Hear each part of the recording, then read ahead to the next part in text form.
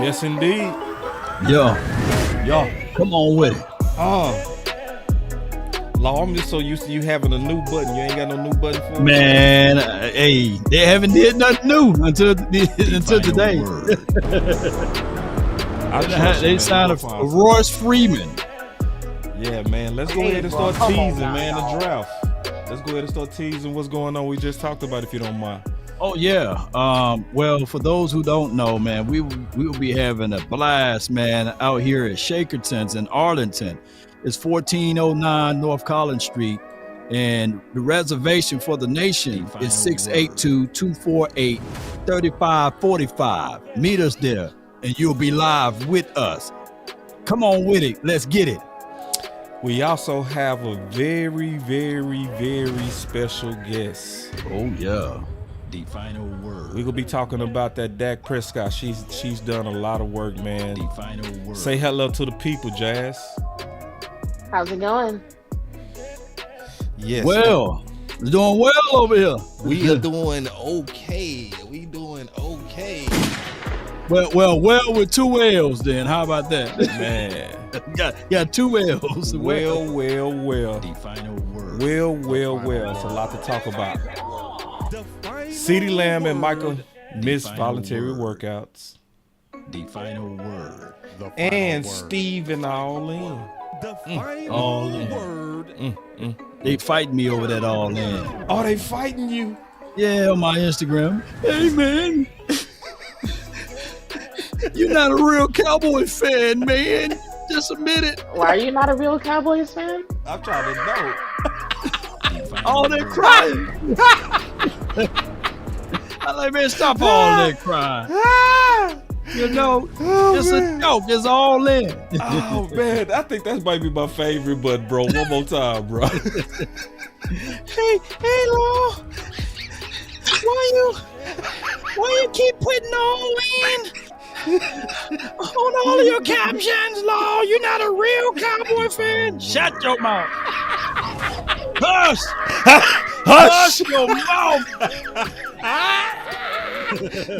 I'll give you something to cry for.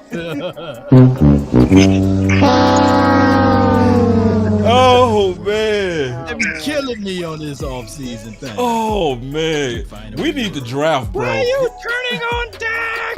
You posted Trey Lance video. I'm like, wait a minute, I'm just saying what Trey Lance can and can't do. Oh, I man. clearly don't spend enough time on Instagram. Oh my god. Me too. I be mad. I need to get on that gram. I'm That tripping. gram go, they soft on the ground. They soft. They soft. Sugary. Sucrose. Oh man. Oh man. It's all good. I love all of my I love community all of y'all together. too, man. It's all good. Facebook go hunt you down though. Hey, we just beat up after Green Bay, bro. Green Bay have scorned us. We scorned. Yeah. We gotta win in the playoffs, so it ain't going away. Man. All I ask. Let's go. The nightcap, baby. Let's go, nightcap. Gotta check or something. I've been really in the field, letter, yeah. I've been really in the field, let her rich, I let her feel. Lately, I just wanna run it up. Don't need no deals, I make the deal. Have to take it to a meal. Lately, I just wanna run it up. Yeah. Kinda check or something. Lately, I just wanna run it up. Count that too, count up. Lately, I just wanna run it up. Need them ones, I need them fives, need them tens, I need that change. To the safe, got blues inside. Greens and pinks, it's all the same. I still say and roll my change. Take some losses when I play. Charge it to the game. I'm with L, yeah, I'm with T Black, I'm with Reverend now. I'm with Bay, yeah, I'm with Jay, yeah, I'm with Chuck and now. Still the same, not switching sides, now it's about loyalty. You switch sides off for the bag, and that's worth more to me. Let's go. I mix Nike with designer, I experiment. You just rock what's on the shelf and I'm not feeling it. Search for the one, but baby girl, it's nothing real as this. Can't trust a soul, I keep a hammer, call it Too legit. I've been really in the field, love the rush, I love the feel. Lately, I just wanna run it up. I'm gonna post a flyer to your DM, and that way we can repurpose it that way. Since we got a new guest that's gonna be in there on draft night on Thursday, come on with it. There you go. Yes, indeed. Yes, I will be in the building. Y'all got to some kind of way get me on the flyer. Oh yeah, I'm gonna let him create one right now. I'm gonna text him. Let's go, man. Come on, the OC. We need the OC too, man. If he's available, man, come on down. I think the OC available now, man. He on dropped, Thursday night, he dropped man. about 4 of his jobs. You know, he be having 10 jobs, man. And But you might know the OC knows so many people, man. You might know the guys that run Shakertons and beyond. You know, they got about 5 or 6 of them. Yeah, I met a couple of those guys, Law. But Okay, yeah, so- we'll definitely talk about it. Yeah. But we always have a word over here saying ladies go first, and I want my guy, Boss Cowboy, to go ahead and alley that thing over there. I will kick it off. So we Go got obviously BLS in the building, and I had to invite her because I was just kind of playing on Twitter. You know, I'm always keeping my ear to the streets on content. I click in and I say, oh my God.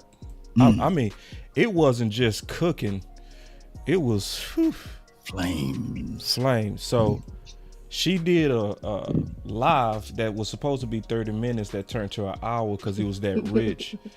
So where she talked about Dak and his case dismissed.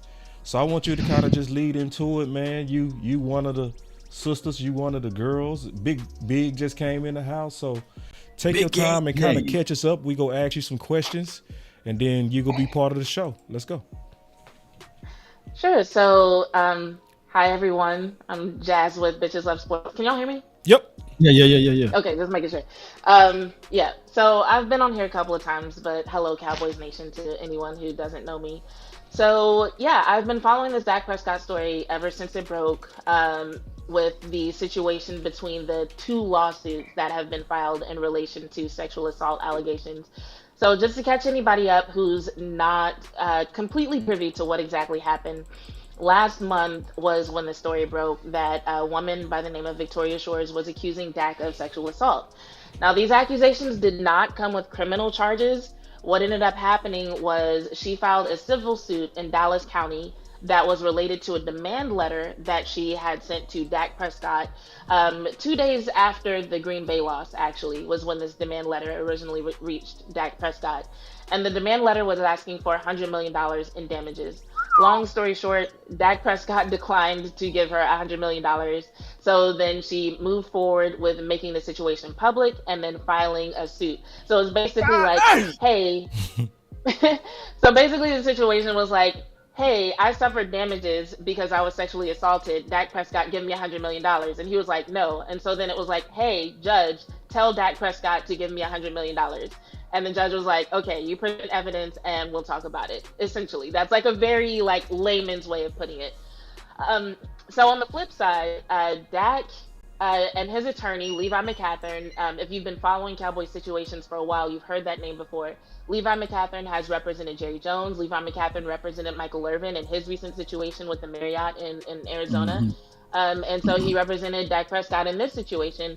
And they filed an extortion suit, basically saying, hey, this person is bringing false accusations against me to try to get money from me, basically. And so we had 2 cases going on at once. And I might have to switch phones. My battery's dying. But we had 2 situations going on at once. We had the suit filed against Dak in Dallas County by Victoria Shores. And then we had the suit filed by Dak against Victoria Shores in Collin County. So I reported on that, and I kind of went into some of the details and why their suits were so different. And then later on, I'm keeping up with the situation, and I noticed that there's like a couple of different filings for dismissal. So on Victoria Shores end, basically there was one that was filed by a court coordinator where they were planning to dismiss the case on May 14th anyway. And then later on, she requested a non-suit without prejudice, which basically means, hey, I want to drop this case. I want to reserve the right to bring this up again later. However, I'd like to drop this case now. That was last week. And then this morning, it turned out that a judge actually did grant that motion. They usually do. So the case against Dak that was filed in Dallas County was officially dropped. That case is officially closed. But nobody reported on it for some reason, which is why I went live today. I wasn't planning on going live today at all. But another thing that prompted me to go live was that I looked on the other side of it because I'm like, okay, this case has been dismissed. What does that mean for Dak's extortion suit? And I saw that there's a motion to dismiss on his end as well, which means more than likely that case will also be dismissed. So if anything is moving forward with either of these lawsuits, it's something that's happening out of court or not happening at all. If something is happening out of court, there's really no way for us to know. That's half the reason for them to settle it out of court, because Dak requested a trial by jury. So had it moved forward, there would have had to have been a lot of public testimonials and questionings and cross-examinations that a lot of people do not want to deal with. So there's a lot of reasons that they would have for dropping the suit and settling everything out of court, or just deciding to drop the entire issue altogether. So that's where we are. In theory, there are some things that could happen between now and May 14th when Dak's suit is scheduled to be dropped, but more than likely it'll go a lot like Victoria Short's suit against him, where it'll end up being dropped and nothing else will be on the public record regarding this, at least for the time being. Let me do something real quick. Man.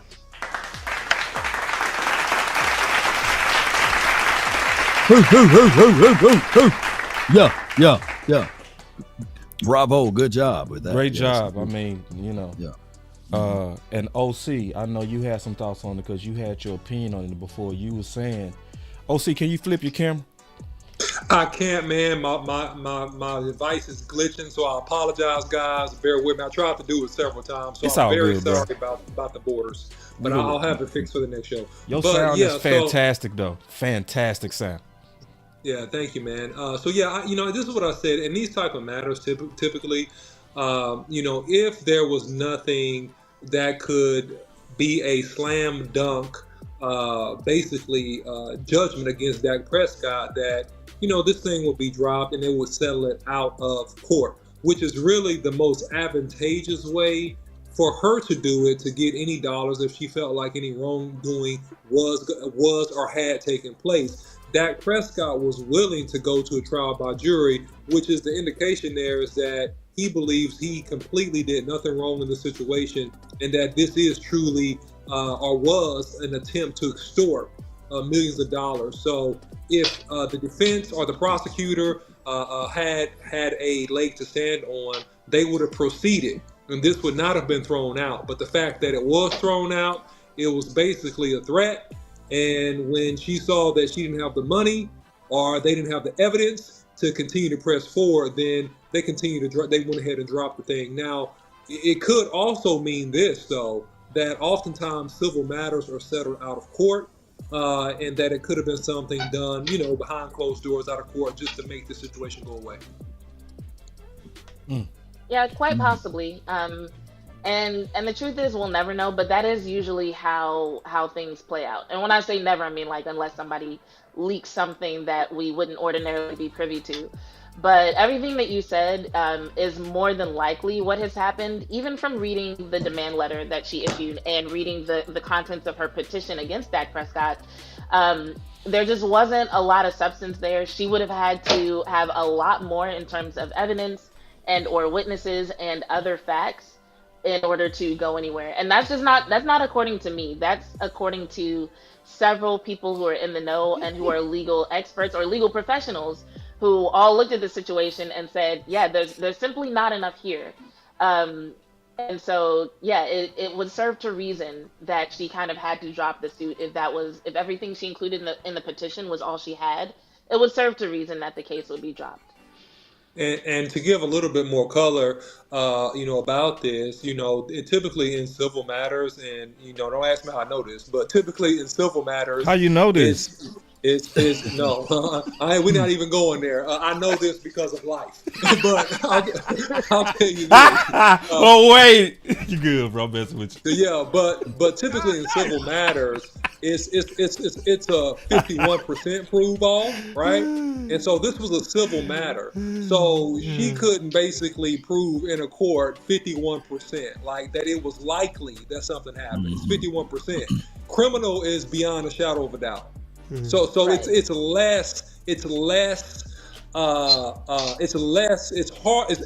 easier. Let me put it that way. It's easier to prove likelihood of a civil matter than it is a criminal matter. So just to know. Exactly, because when it comes to a criminal matter, like you said, you have to prove beyond a shadow of a doubt that somebody did something. When it comes to a civil matter, especially where a person is trying to collect damages, all you have to prove is that it's reasonable that a person did something to cause these damages. And so she didn't even necessarily have to prove that Dak Prescott was guilty of sexual assault, but what she would have had to prove was that, okay, something happened that caused me to suffer these damages, and also the number I presented for these damages is a reasonable number. And it doesn't seem like she was able to do either of those things. So, I mean, one of the most important things that I felt was that I felt needed to happen was for the whole story to be told.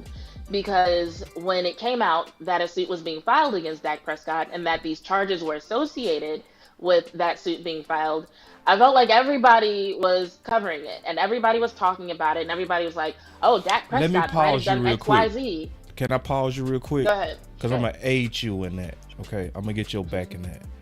So on March 12th, this came out on The Fan to what Jazz is saying. Okay, I want y'all to listen.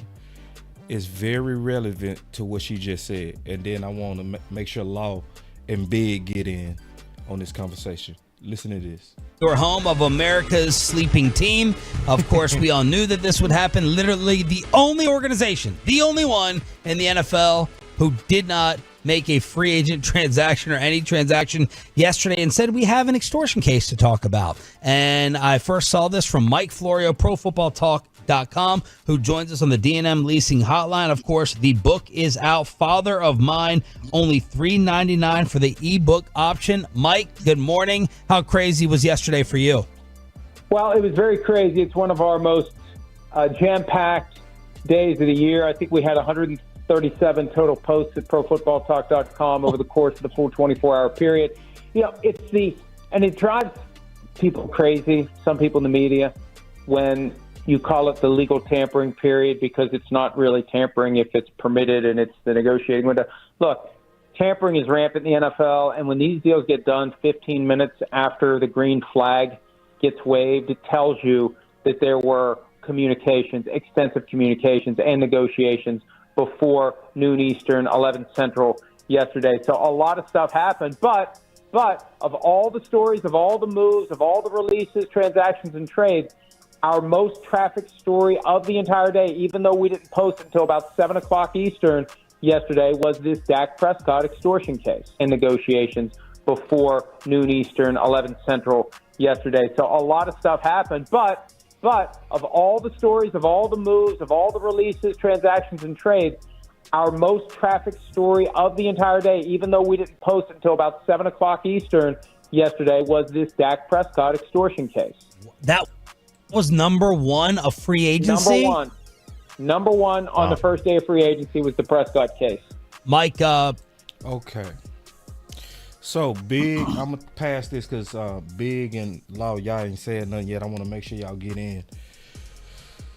How in the world, with free agency, right? We know all 32 teams are interested in free agency. All 32 teams. He said he had the most traffic. The number one story was this Dak Prescott extortion. But now that it's going away, what in the world? Why are we only hearing this from Bitches Love Sports, Dak Attack, Mark Holmes? What's going on, Big? What's going on, Law? I'm gonna start with you, Big. Can you hear me? Yeah. Yeah. Okay. I mean, first of all, shout out to you, Bitches Love Sports Podcast. It's an honor to finally be on the show with you. So definitely thank you for being able to be on the show with you today. But I mean, it's controversy sells, boss. We already know this. It's controversy. It's dirty. That's what sells. Yeah. Jerry loves controversy. I'm not saying he loved this controversy, but he said he loves controversy. He don't care what it is as long as it's in the news. And of course, it's going to jump out there because you never heard this out of any time, anywhere, any place. And then it comes right before a negotiation, before trying to get a contract. So of course, people are going to latch on to it, and this is social media. There ain't nobody else got nothing to do. So when that story pops like that, you're like, oh, what? You're going to look at it. But, like OC explained and Bitches Love Sports Podcast, like she explained, they both explained, once you saw what it really seems like it really was, then everybody goes away like, oh, okay, ain't nothing happening. Bye. We ain't got to talk about this no more. And that's how quick it dies down. But that happens with a lot of other stories. Everybody wants to see the evil. Law plays, it's an evil world out there all the time. Yeah. People want to see the evil. People want to see the bad. They don't want to see the good. What sells is controversy and drama and craziness. So if that's going on, people are going to latch on to it. Once something is like, oh, no, that's nothing, ain't nothing going on, people are like, oh, okay, well, why I'm going to read it now? Because it ain't nothing that's grabbing my attention. And that's basically what it seems. It seems like this was like a money grab. I'm not being insensitive to anybody that ever dealt with sexual assault, but it just, when it quickly came with the results afterwards, it just seemed like, okay, this is what a lot of us thought it was. So why are we talking about it now when a lot of us felt that this was the outcome going to be anyway? Most certainly. It's an evil world we live in.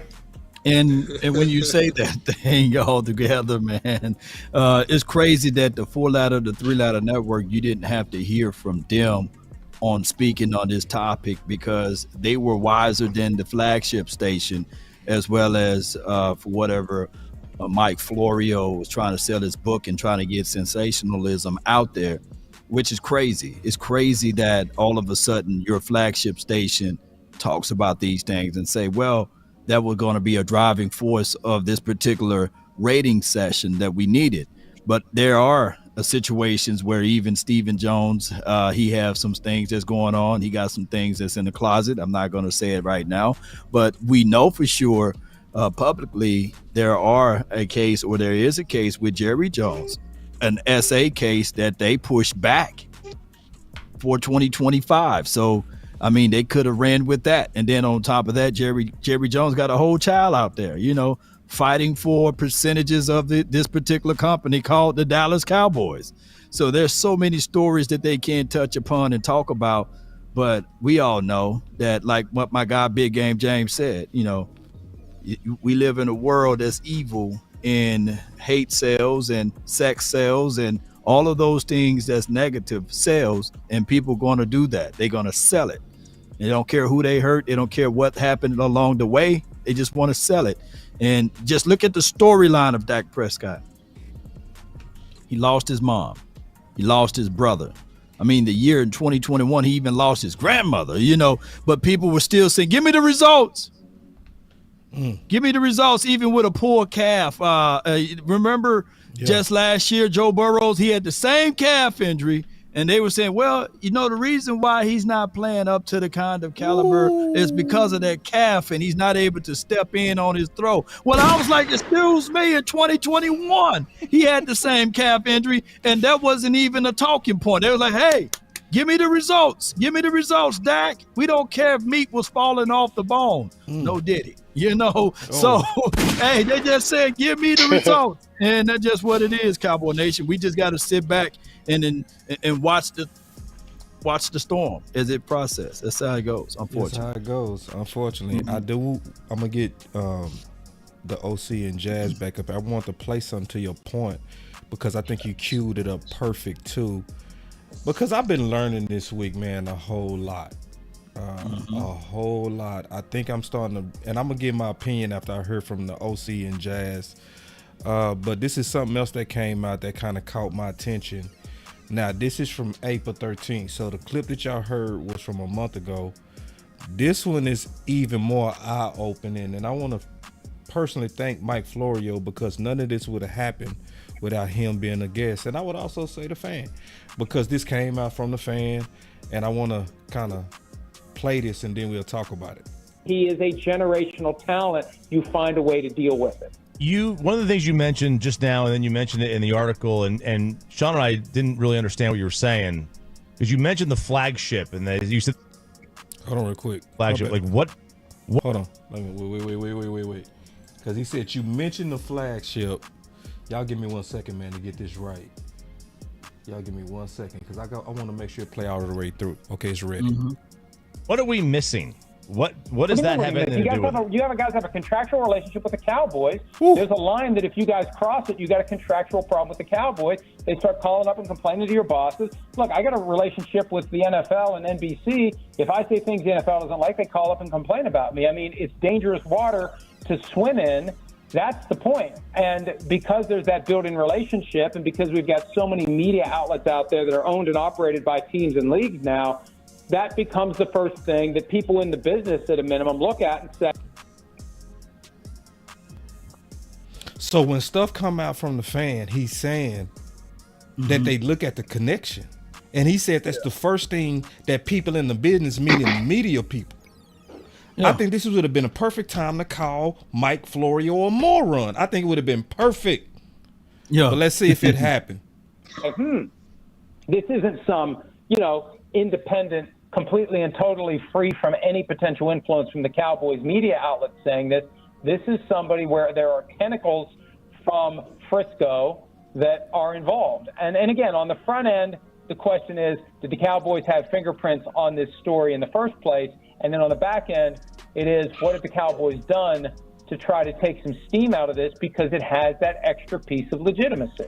See, that's the key part right there. Yeah.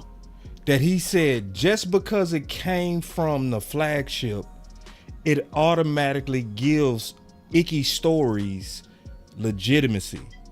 So that's why a lot of people was like, wait, the timing and the ickiness to allow the accuser to come out and say rape, and more rape. So it's like, I would just say this, and then I'm gonna pass it to the UOC, and I want to hear from you, Jazz. I think from this week, maybe in the past, we couldn't say this, but after Mike Florio just said what he said, it is now safe to say, if something else come out icky and gross and disgusting, we should all be able to make the assumption that y'all know better, because he clearly explained to your face that you giving it legitimacy. Is that fair, OC? Yeah, man. I just you know more than most people, boss. I hate this. I hate the way they do business. I hate the way that this stuff is propagated. I hate it. It's disgusting. It's truly disgusting and all about power and control. I hate it. I completely hate it. And in the words of a deceased rapper, it's a lot of real G's doing time, because the group could turn the trick and told a lie. Ooh. And I'm saying, at the end of the day, this is a bunch of nonsense for those that keep it PG. And this woman, didn't get what she wanted out of the relationship, right? And so on a threat, I want to get money, but behind the scenes, it was other things at play here, and that was allowed to happen. Like the radio bit was completely ridiculous. The attorney, by the way, looks like a fool. He looks like a buffoon, because you filed to dismiss the case. If you had a case, you don't do that. AKA a person that we know, Diddy. What happened in his case with Cassie? You saw a $30 million settlement. See, if you're wrong, you settle. If you're not wrong, and the tell in this whole situation was when he had the courage to file a motion. So before he filed that motion, every detail of the relationship that Dak Prescott had with this young lady was completely known to his whole legal counsel. They evaluated every aspect of his interactions with this lady, very detailed, before they filed a motion of extortion. And that was the tell right there that this was a bunch of nonsense. Go ahead. What's up, Jazz? There's a lot to unpack when it comes to what 105.3 has said regarding this situation and others. The soundbite that you just played, I hadn't heard before, but I would say even without what Mike said, I think them knowing who they are and knowing that they are on the flagship station of the Dallas Cowboys, like it shouldn't take someone else to tell you that having that title along with the name of your radio station makes fans look at you a certain way, because they use that title, they use that relationship with the Cowboys to their advantage all the time. So they know it exists. They know them being the flagship station makes fans look at them a certain way. This isn't something that they had to be told. This isn't something that's news to them. They knew that before they let that particular attorney on their station. And I'll reiterate a couple of things I said on my show about that, because there were a couple of things about that situation that bothered me before these suits were even dismissed. The first thing that bothered me was during that segment when they had Victoria Shore's attorney on the station, they said, we invited Dak Prescott's attorney and he declined. And they said that as though there was a reasonable expectation of Levi McCathern going on a sports radio station and talking to what's basically a bunch of shock jocks who don't like Dak anyway about a case this sensitive. Levi McCathern has never ruled that way. And it would be different if this was a name that we hadn't heard before, right? But once again, Levi McCathern has represented Jerry Jones. He's represented Michael Irvin. Anybody who's covered the Cowboys has heard this name before. We know how he rolls. When Levi McCathern has something to say, he holds a formal press conference. He and his client dress up in suits, and they invite select members of the media to a formal press conference where they discuss the details of the case. They don't go on radio stations. They don't go on talk shows. They don't go on Twitter. They don't do all this amateur stuff, right? So to say, we invited Dak Prescott's attorney as though you literally expected him to say yes was ridiculous to me. And then to even present it as, well, this is the attorney of the young woman accusing Dak Prescott. No, by then the extortion suit had been filed. So to look at it another way, you're the flagship station of the Dallas Cowboys. The star quarterback of the Dallas Cowboys has filed an extortion lawsuit against 3 people. One of those people you have allowed to come on your radio station and speak at will without any sort of disclaimer, without any sort of pauses, without any sort of questioning of their statement. Who else would be able to do that? So I'm like, take the attorney title out of it. This was somebody, because in Dak's lawsuit, he was filing that against 3 people. It's not like he was filing that against Victoria Shores and these 2 attorneys were defending her. No, he filed that extortion lawsuit against all 3 of them. So this is someone who is being sued by the star quarterback of the team you have a relationship with. And you're like, yeah, just come on here and say whatever you want. We're not going to stop you. No, it was negligent. It was irresponsible. It was harmful. And there's no way them being in the positions that they are for as long as they've been there that they didn't know that. And let me say this real quick before you go, Law. And you don't think that Dak has thought about not wanting to be a Cowboy? That's exactly what I said, bro. Man, that's please. Why I said I can see why he would want up out of here, man. Man, please. Oh, I'm sorry, Law. No. You're good. I was just trying to check out, man. We got 8 people watching over here. I was like, what's going on? They really shadow banning. but it is what it is, man. I know this topic can be, harsh for the community or harsh for the YouTubes or what have you, but it need to be spoke upon regardless of it, And my thing is, ladies and gentlemen, boys and girls that's listening, is that we just got to move correctly, and we got to make sure we secure ourselves and always be willing to tell the truth, even though it may hurt someone. So tell the truth, objectively speaking, and we know that the radio station got a responsibility. And they pick and choose whether they're going to talk about this or that, but we get it and we understand it all. Well, I'll say this. I heard Bobby Bell say, if it bleeds, it breeds. I think it's a sad indictment of the media to be James' point, to where we only want to watch car accidents. Yeah. We don't want to watch people healed of cancer. We don't want to watch good news. This is going away. And going away? I'm also, like Big said, not being insensitive to the accuser. Mm-hmm. We're not doing that. But it's one of those situations where if it was all this energy when it was accused, can we at least give it some energy when it's going away? Because I also saw y'all gave Jerry his. Mm-hmm. When his went away without prejudice, right, Jazz? Right. They gave that at least a little bit of attention. They gave us an update. We didn't get no update on this. We had to get this from BLS, and we had to get this from Mark Holmes, and we had to get this from Dak Attack. All right, I'm moving on. Because the thumbnail we dealt with was CeeDee Lamb and Micah missing voluntary workouts. Mm-hmm. So I just wanted to go around and kind of get y'all thoughts on that, man. Big, I'm going to start with you and just kind of,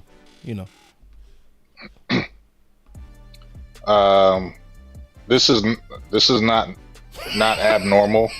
This is normal. I don't know. I'm not trying to be funny, but I don't know why we're talking about this. Okay, we can move on. Because this is very normal. This is a very normal situation. Well, damn near all players do. Right. If people are freaking out about this, then something's wrong here. Exactly. Because Justin Jefferson is doing this, man. It's just like this happens. They all do it. They all do it. This is part of, and this is not necessarily, honestly, see, this is the thing I'm gonna say. This is not necessarily making Steven and Jerry the bad guy this time, too. Not this one, just being fair. Because sometimes, some of these things take time, some of these negotiations take time. But I want to get your thoughts on that, Law. Just your thoughts on them missing out on the voluntary workouts as we go through this nightcap. I know bull sugar when I see bull sugar. When we start talking about the fact that they say, well, there's nothing to do with their contracts, man, I think it's have everything to do with their contracts. So you mean to tell me if CeeDee Lamb and Micah Parsons were rookies, they can just skip OTAs? You mean to tell me if they were in their second years, they can skip OTAs? No. I think that, and I know I got some flack when I said this. I know for sure that my guy, Dak Prescott, is a company man. He's going to stand firm and he's going to go to every practice, every OTA. And this is not me throwing any shade at Dak Prescott, but just imagine if he didn't show up, what would the storylines would have been? The guys with the big three in a contract situation not showing up. They can all say they go into their personal individual sessions to work on themselves. But no, Dak Prescott choose to go. And I get it. That's also can reflect, it's a sign of leadership as well. Meaning that regardless of the obstacles, regardless of what's going on, far as the sensationalism with the SA charges that was brought upon me, and especially the contract that's up, I'm still here through the midst of it all. So it goes both ways with this. But I can tell you that organized team activity, they are voluntary. But also, you got to understand that there's also a line within a line. Michael Parsons, I know for sure he heard the news and the rumblings when they were saying that people within the organization, he was wearing thin on them. Well, he could be. And that's why he's not there and saying, hey, I'll work out by myself. I can't wear thin on nobody if I'm not there. But keep this in mind. I know I'm long-winded. But keep this in mind. You good. Mike Zim, this is his first meeting. You don't get a second impression. That's why I call first impression. So Mike Zim, who's going to be installing stuff and trying to get these guys on the same page, it will be wonderful for him to meet up with Micah Parsons. So, OC, man, like, what's your thoughts on this? And, man, what's going on with YouTube, man? I don't know what's up with YouTube. It said 3 people were watching. I was like, God, no, man. That's weird. It doesn't make sense because y'all got like a lot of likes. You have more likes than people watching. It doesn't make sense. They working on their formula to shadow ban me, man, and all of us that do these type of things now. They shadow banning us. I'm telling you. but my Facebook jumping though. Shout out to Facebook. But keep going. Yeah, no, I mean, all I was gonna say is I absolutely love it. I'm glad they missing the workouts. I hope they miss Yeah. all of them. That's what Get I them. hope they miss. I hope they miss all of them until they get to the place of seriously talking to these guys about their money. Man, this is a tough, hard game. Careers are ended in a split second, in a play, in a moment, in a practice, in a game. And man, CeeDee Lamb has earned the right to have a conversation about his compensation, especially with Devontae Smith from the Eagles getting that $75 million 3-year contract, $50 million guaranteed. And he's the number 2 target in Philadelphia. He's the number 2 target. So look, Joey Bosa didn't come to camp until they got his deal done. The dude pictured in that picture that just flashed by in the B-roll. Look, it is well within Micah Parsons' right. Micah Parsons has put up tremendous numbers. Like him, hate him, disagree with some of his tactics, don't like his podcast, don't like him not being corporate. Doesn't matter. The dude has produced at a very high level, and that man deserves the right to talk about his money. So I don't like what they doing. I love what they doing. I love it. Stand them grounds, man. Yeah. If Aaron Donald had to hold out to get his coins and bags, what makes them think that they don't have to? Yeah, the NFL. See, I'm glad you brought that up, and I hate that I'm skipping y'all, but I got to say this. I ain't tripping. It's literally billionaires versus millionaires, right? Oh. In the world of the NFL, they got these people thinking that the millionaires shouldn't be doing this, and the billionaires are getting hurt because they, you know what I'm saying? Because these guys don't want to come out to OTAs and mandatory practices and etc. No, every play, and I'm not using this to be coy with anybody, but every play a player is a Ryan Shazier hit away. I'm talking about they are wheelchair bound a hit away. And I ask people this all the time also, because they say, well, it's just practice or it's just organized team activities. Can somebody let me know and explain to me, when did Trayvon Diggs went down last year? Was it in a game? It was at practice. Yeah, it was in practice. So if Dangerous Lamb is out there and he tweaks something or he feels something and his guaranteed money is not for the future, and people are saying, hey, man, he's already got his money, man. He's getting pushed in the back. He's a punk and all of this stuff. No, hold your ground, Lamb. Sit on out so they can open up their wallet, because the Jones family and John Stephen Jones made me so sick today when he said, because I didn't get a chance to talk about this yet, but he made me so sick talking about, hey, I'm going to give him the name Big Game James gave him, Baby Nuts, because he said, hey, it takes forever to pay all 3 of these guys, and you got to make sure that you got this part there and that part this. And I'm sitting here like, wait a minute. The ultimate time to pay these boys was last year, or the year before that. But the longer you wait, the more you pay. And that's a prime example of where you at with all 3 of these guys. Yeah, that's the saying, right? That's a statement right there. Yeah, I can't stand it. I can't stand it. Man, I'm gonna tell you. Hold on, real quick. I gotta give his button, bro. I got your seat. He deserved his button on that one, bro. He deserved his button. That was spicy low, like my boy Ron say. That's spicy. I'm gonna give you 2 buttons on that, bro. You're listening to nothing but the best. Oh man, I like that long. We need to see that long more often. Man, and guys, I'm gonna tip out of here because I gotta do something. But I'm gonna say this before I go. This is a real messed up society when a billionaire can manipulate the entire fan base to believe that they are being mistreated by players that have outplayed their original contracts and are asking for adequate compensation.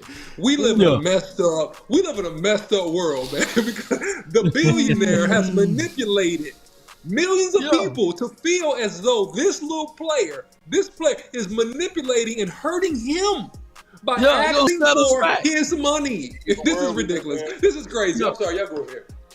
Oh man, hey, shout out, man. Shout out real quick. Jazz, we got to get you in here. Yeah, I'm gonna say this, and then I gotta head out myself.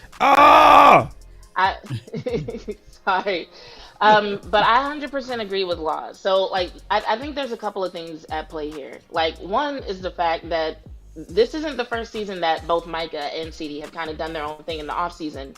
But in the past, it's been celebrated. Like we see the clips of them doing all sorts of unorthodox training.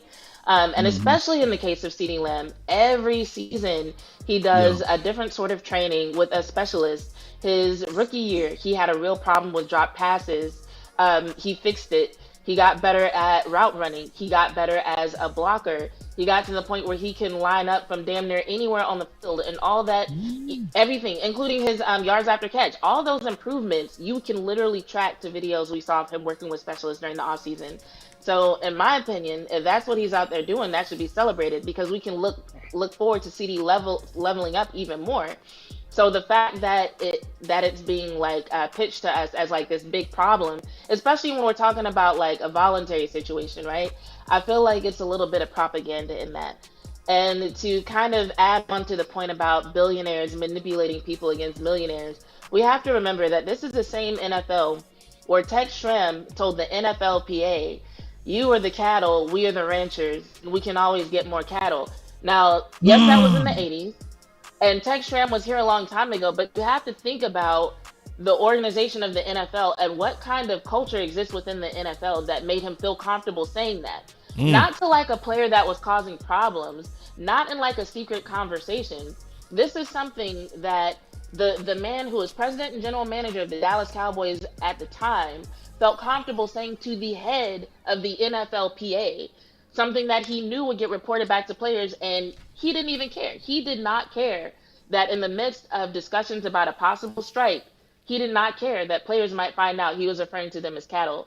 So I think we have to think about what that says about the culture of the NFL, and whenever we start questioning what players are doing or not doing when it comes to getting their money, I'm like, no, if that's how they think of you, do whatever you need to do. I 100% whatever a player feels like they need to do to get whatever money they feel like they can get, absolutely get it. Because it's like, how can you sit here and watch billionaires become even bigger billionaires using not only the bodies, but the prime years and the name and image and likeness of these players and say, you don't deserve to make millions off the same thing they're using to make billions. Like, make it make sense. It So never like makes anytime I sense. come across somebody who doesn't support players getting their money, I question them. I'm just like, okay, what are your real values in life? Because it doesn't make sense. Either you are a billionaire or you're extremely ignorant. Before you go, OC, please. OC, he gone. You got to give your final words, and then Damn. you got to give your final words, Jazz. Jazz, we got to get. Oh, I'm going now? Yeah, your final words. My Summing final up your words, thoughts. I think, Yeah. in general, I think this is just a time period where we as fans and as consumers, like whatever the story is, whether it's about Dak Prescott and his legal situation, or CeeDee Lamb and him not attending workouts, or Micah Parsons getting on people's nerves, I think we need to be a little bit more diligent in asking ourselves, where is this information coming from, and what is the motivation behind it being fed to us? And why is it being fed to us now? Like, what the person who's saying it, what do they have to gain? Because I think there was a time when we could just kind of trust certain people, and because of their proximity to the team, because of the title that they had, we could kind of trust that they wanted to inform us and report stories in a reasonable and balanced way. And I feel like that's not the case anymore. And so we as fans, we just have to start doing our due diligence to really ask the questions that need to be asked, because we're not going to be automatically given the information that's most important. So be a good fan, ask the right questions. Man, we got to clap it up for you. Thank you for being ready. Yeah. At a notice. Yes, Y'all make sure indeed. y'all clap it up for her. Y'all throw some flames in the chat. Lord have mercy. I mean, Lord. I'm sorry. I got distracted. I just started fantasizing. I got a new drop for you. I knew you had a drop, bro. I knew you had a drop. There you go. That's my But girl thank you, right man. there, Jazz. I gotta say, so Jazz, much. Y'all you have did a it, good man. night. You take it Yes, easy, indeed. man. She killed it. Absolutely murdered it. Left Yeah. no mercy for it. So, Yes, indeed. so we obviously got to bring her back. She obviously knows her Cowboys info, but then she's sharp as a tack. She just showed Yeah. out. All right, so kind of getting, to the Stephen Jones thing. Let me play Stephen Jones real quick. Oh, you got the audio. Yeah, y'all know I got the audio, bro. Boy, you slick. You slicker than a BB, man. Come on with it. Yeah, I got to give y'all the whole audio. So we gonna start. We gonna start from the very beginning and just let it ride. This is obviously from KNC Masterpiece. And they say the views are glitching, so. Okay. They say it's happening to everybody. I said, man, it got literally three on YouTube. It's us three. Keep going. Man, that's crazy. This show fire too, bro. This show is fire. Man, this is not the one to miss. All right, but here we go. KNC Masterpiece right here on 105.3 The Fan. And right now, we bring to you Dallas Cowboys Executive Vice President Stephen Jones. Good morning, sir. Good morning, guys. How you doing? We're doing pretty well, and I know we're going to talk about the draft quite a bit over the next 2 weeks, but usually we get a chance to catch up about the offseason in this first one. I am really curious, and I've heard some of your comments in the offseason. Is there any part of you that wished Jerry specifically wouldn't have said all in? Because that no? Okay. I think if you're not all in this league, you're all out. And I don't know of any of the 32 who aren't all in. And, everybody can have their own definition of what that means, but I've never not known us to be all in, nor have I known anybody we compete against not to be all in. It's, they have different strategies as to what that means. Right quick. Mm-hmm. Now, so the cocaine's happening. When does that crack come into play for you? You stupid. You are. Long with the something wrong with you. Something wrong with you. He said he never known a year. Come on, man. I'm Kool-Aid. You are fake guy. news. I'm the stirrer of the Kool-Aid over it's here. It's all fake news. Man. It's phony stuff. It didn't happen. Oh man, man. Keep going. At the end of the day, if you're not really all in trying to figure out how to put together a championship football team, then you shouldn't be in this league. I definitely understand your point about different teams having different methods. For the Cowboys in the offseason, the different method that y'all went was spending by far the least amount of money in free agency. What would you say to the Cowboys fans who do not believe that y'all have spent this offseason building a championship roster? Well, at the end of the day, you always can only, and we spend max money, year in and year out. Oh, you see this guy? Number one bullshit guy. He do the wee woo. All 32 can only spend the same amount of money over a 5-year stretch. And when we're all said and done, we max out our salary cap every year, and we will have done that. And what comes with having a good roster, which we do, and we also are looking towards signing our own guys. It doesn't mean it happens overnight, but when you're wanting to sign players like Dak and Micah and CeeDee, then that certainly you have to hold money back if you want to have a realistic chance at signing those guys. Get your damn act together. Oh, you see this guy? Number one bullshit guy. He do the wee woo. Can you kind of walk me through? Man, we hit those two buttons at the same time at the right time. Stop the cap. Stop the cap right now. That joker talking about he spent the max money. He got a hold money. He said he got a hold money. No. Look, Jerry and John Stephen Jones, the biggest part of the problem with the Cowboys are the way they spend the money. If you look at Devontae Smith's contract, and if you add inflations, it is the Michael Gallup's contract. You get both of the contracts. They don't look. If you want Dak Prescott at $50 to $51 million, you would have had to pay him a year or so ago. Right before they started doing all of that. So now, naturally, it's always a race to the top. is always when it's time for you to get done, your deal done, you're going to have to pay a little bit more if you wait a little bit late. Right. That's just how that goes, That's unfortunately. just how it goes. Look. I wish I had my guy still on the OC. I had a guy that really was looking to buy a house in Dallas, bro. It was in Prosper, Texas.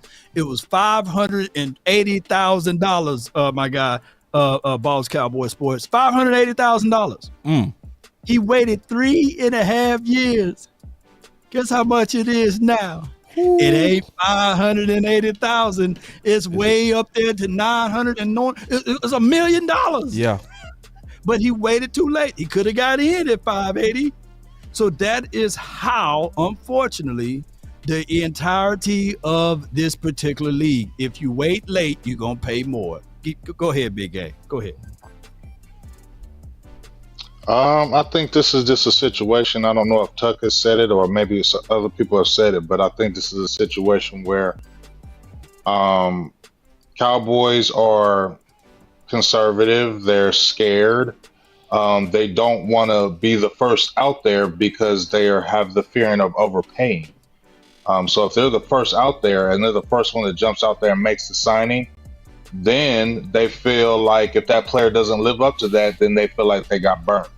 Rather than if they wait for the other guys to get paid and then they pay, they feel like, well, we paid the market value. You get what I'm saying? So it ain't hurting them in their eyes because the market was already set and we just followed what the market was doing instead of us setting the market. Because remember, if you always listen to Stephen Jones now, he said we ain't about setting the market. He says that clearly. We're not about setting the market. So that's why they wait. They wait for the other players to get signed first, and then they go from there. And so they rather pay more later than rather than feel like in their head that they paid more and set the bar, and then the player didn't live up to that bar in their eyes, and then they looking frustrated, and they don't want to look bad. Well, I think it's more Stephen Jones don't want to look bad in the media now. You get what I'm saying? Like, he's scared to look like he's made mistakes. You feel me? And this job was just given to you. You ain't really, I'm going to keep going back to it. You haven't earned this position. This job was given to you. Nowhere does it shows where you were a scout. Nowhere shows where you did anything with football, except you played and you were on special teams and a part-timer and you feel me? And you were a chemist.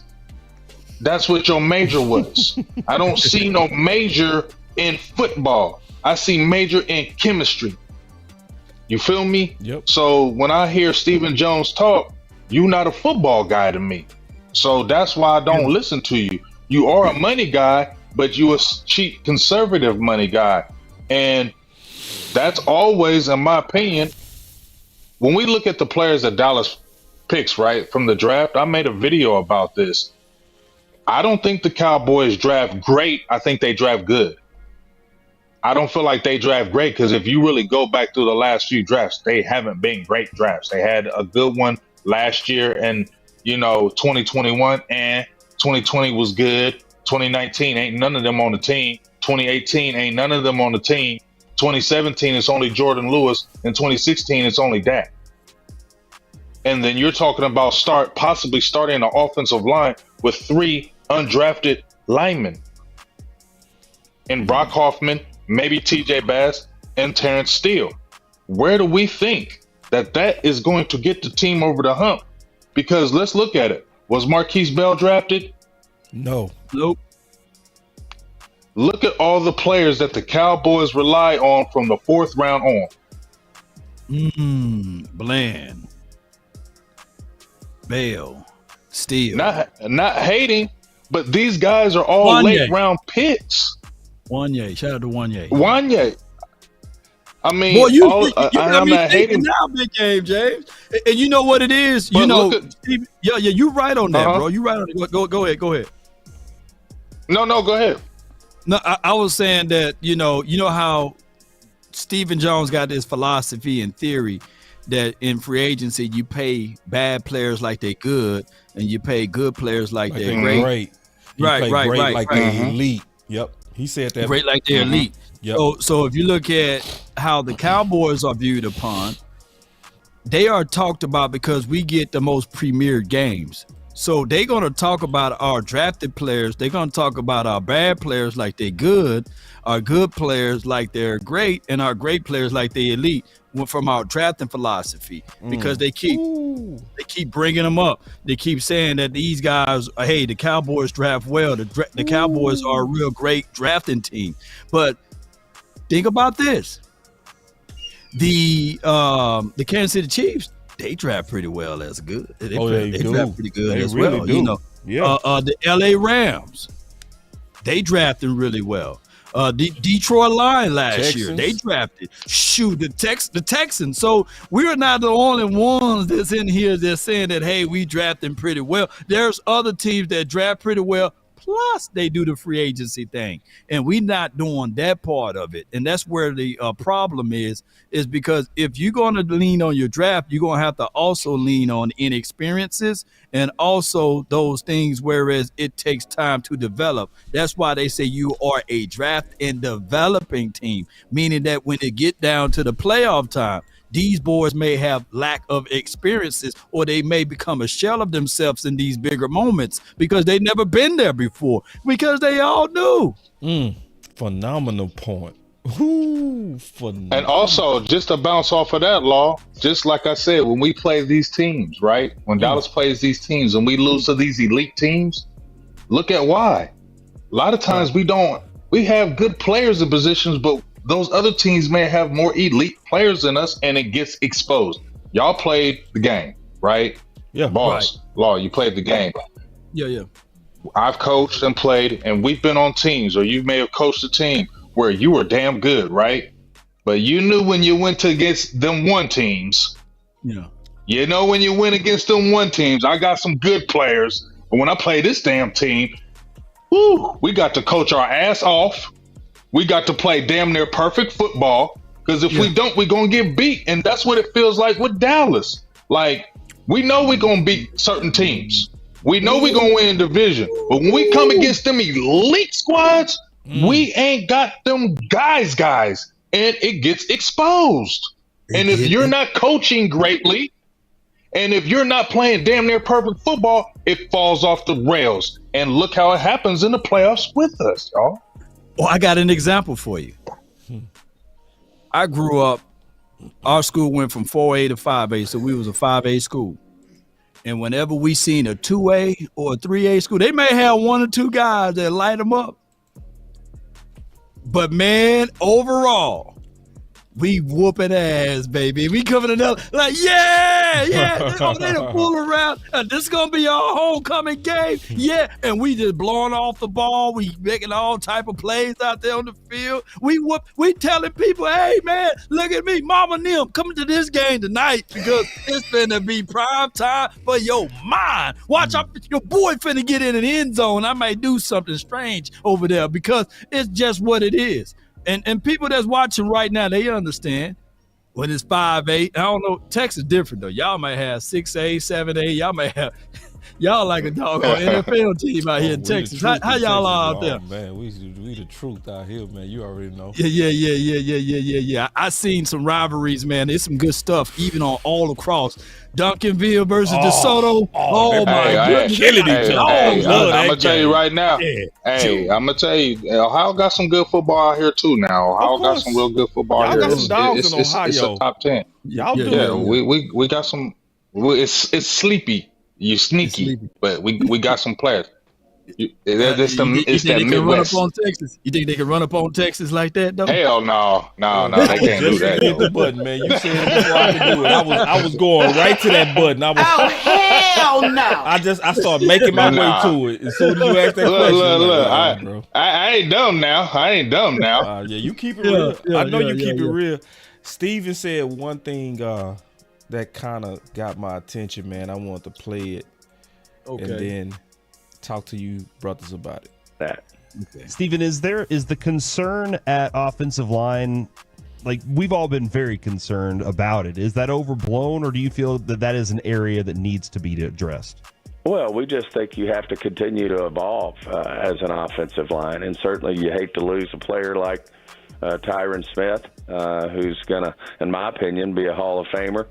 I think he's going to be wearing a yellow jacket, but at the same time, unfortunately, Tyron's had to miss a lot of games, and at some point you have to make those tough decisions. Certainly, you hate to, you hate to lose Tyler at center in terms of, what he had done for us. But at some point there, if you got to make a tough decision that we can,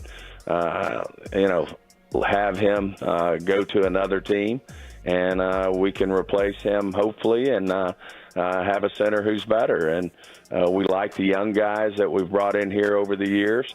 Not unlike Connor McGovern stepped up after being a backup, for 3 years. He stepped up and played really good at guard, and then got awarded a contract in Buffalo. We have guys like Waletzko and Stop the cap. Stop the cap right now. Oh, you see this guy? See this guy? Number one bullshit guy. He do the wee woo. Well, let's go. How you knew I was gonna play that, bud? How you knew I was gonna How did you know I was gonna pause once he said, well, let's go? Hold on, let me keep going, bro.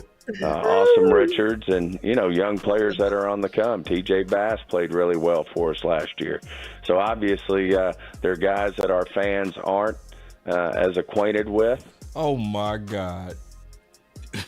We didn't watch the tape. You don't watch tape. You don't know your own. You don't know your own fans. You don't. You showing you don't know your audience right there. Cowboy Nation is aware of everybody. They know the name of the equipment manager. And so, but you know what, boss? When he says that, I didn't mean to cut you off, but just how you said that's the type of stuff that bothers me, because see, just like you just said, this is social media. This is the day of, we know everything. There's nothing hidden anymore. So, and the way these Cowboys fans are on social media, we definitely know about all the players. So to me, you're basically disrespecting and talking stupid to us. Yeah, like they just don't know. They just stupid. You just don't know. We got you. You just don't know. We know. You don't know, bruh. Stop that. How do we not know this? You got 3 guys that could possibly be undrafted starters on your first team. You could have 3 undrafted players. I mean, I don't know about them. We don't know about them. That's the disrespect. How they come out. That's the disrespect where they got that air of arrogance. Yep. And they have that big ass air of arrogance, like they know more than we know, or they know better than us, and you don't. Yeah, that's. Let me play one more part, then we go recap it. I got one more thing that I noticed about it. Because they hadn't played as much, but we feel like they can step up, not unlike Tyler did as a rookie at center, and play really well.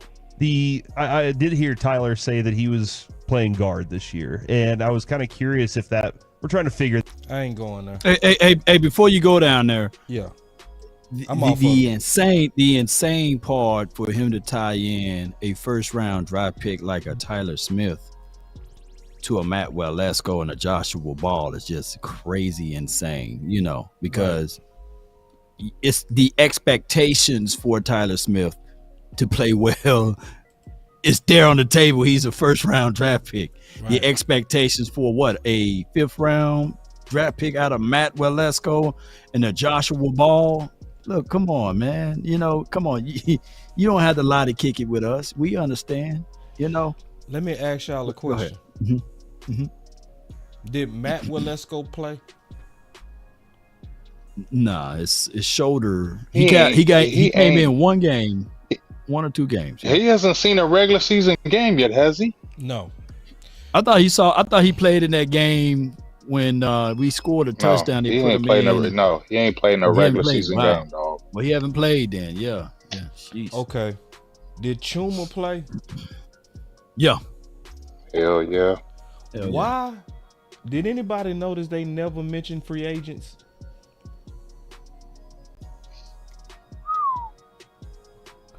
seems like It's like he don't had even count them as on the team, bro. Wow. Like, notice that every time he talking about players that can help. They bastards, like you said, boss. They bastards, like That's you what I be called trying out. to prove to people. Like, they think I'm just Boy, talking you on that. wise with it. Boy, They you just think I be wise with talking it. on that. Now, you talking about a dude who ain't never played versus a guy that you depended on last year. You depended on Chuma last year. Yeah. And here's the craziest thing. Chuma never played left tackle. He was drafted as a right tackle when he went to Atlanta. Well, when he went to the Jets and then he got transferred or whatever, went to Atlanta, they moved him at guard and left guard. Last year was his first time playing at left tackle. Yeah. And you drafted left tackles like a Matt Walesko or a tackle in general. And a Awesome Richards. You drafted tackles. You drafted what's the other guy? Joshua Ball. who I'm glad we didn't put him out there at all, and that all rhymes. But I'm just saying though, it's the entirety of the whole conversation is crazy to me. But keep going. He also said, if you listen close, that he looking at putting Matt Walesko as center. He's 6'7", 6'8". A 6'8", 6'8" center. Okay. Let me hit this. They don't know what the hell they doing. Like, here's the thing, boss. You say that. Did he say that for real, Williams Bob? You want me to play it? I can play it. I know I ain't crazy, man. Boss. Connor Williams played guard, right? Mm-hmm. And we had talked about him playing center. Remember, Law, when we had Brian brought us on there, and we're like, why can't Connor Williams play some center? Oh, they tried. Remember when they tried it one time? He had a high snap and they scrapped it and said, "Oh, we done." Then he goes over to Miami, damn near all pro. You feel me? Like, how do y'all not know these things? I just get frustrated because see, when they say Dallas is great at drafting offensive linemen, right? They live in off of when they drafted Tyron Smith and Zach. See, that's the problem, y'all. See, it's just like with Stephen Jones. Remember when Stephen Jones made the trade for Amari Cooper, right? Remember, he thought he was big shit. His chest was out for 100 million years that he traded for Amari Cooper. You feel me? And I feel like his chest is still out on them picks where they got Zach Martin and then they got Travis Frederick, and you're still living off that, okay? You living off that. You hit with Tyler Smith, but your other guys that you drafted, your offensive linemen, ain't been shit. Excuse my language. They ain't been nothing. So it ain't like you've been smashing it in this draft. You hit on these one player and then you just living off that. And like I said, if you really go through these drafts, they have been okay drafts. They haven't been devastating drafts except the last one when we had was 2022. That was a good draft. But when you go through our drafts, they have not been devastating. Our 2021 draft, we had 11 picks. You got 3 guys that are you got Micah, you got Osa, but I think Osa is going to reach his peak. And then you got Chauncey Gosa, who's average. That's 11 players, and you only really got 3. Listen to this. That, juggling act out. Do you guys see a tackle with your first pick in the draft that you're like, we feel comfortable at that spot that one of these guys could take over that tackle position? Or is there more like, hey, we might feel more comfortable swinging Tyler out there? Well, versatility is a huge thing, and that's what Tyler Smith brings to the table. The fact that he can swing out there, and if we feel like there's a better fit at guard or center, and knowing that we have a player like T.J. Bass there, then we can look at it. And as I said, we like Waletzko. He's had a couple of we've got a young player in Hoffman there. And they keep talking about him. Shut up. Now, watch this. They want to prove themselves right with him. Right. Oh, hold on, Big. Watch this.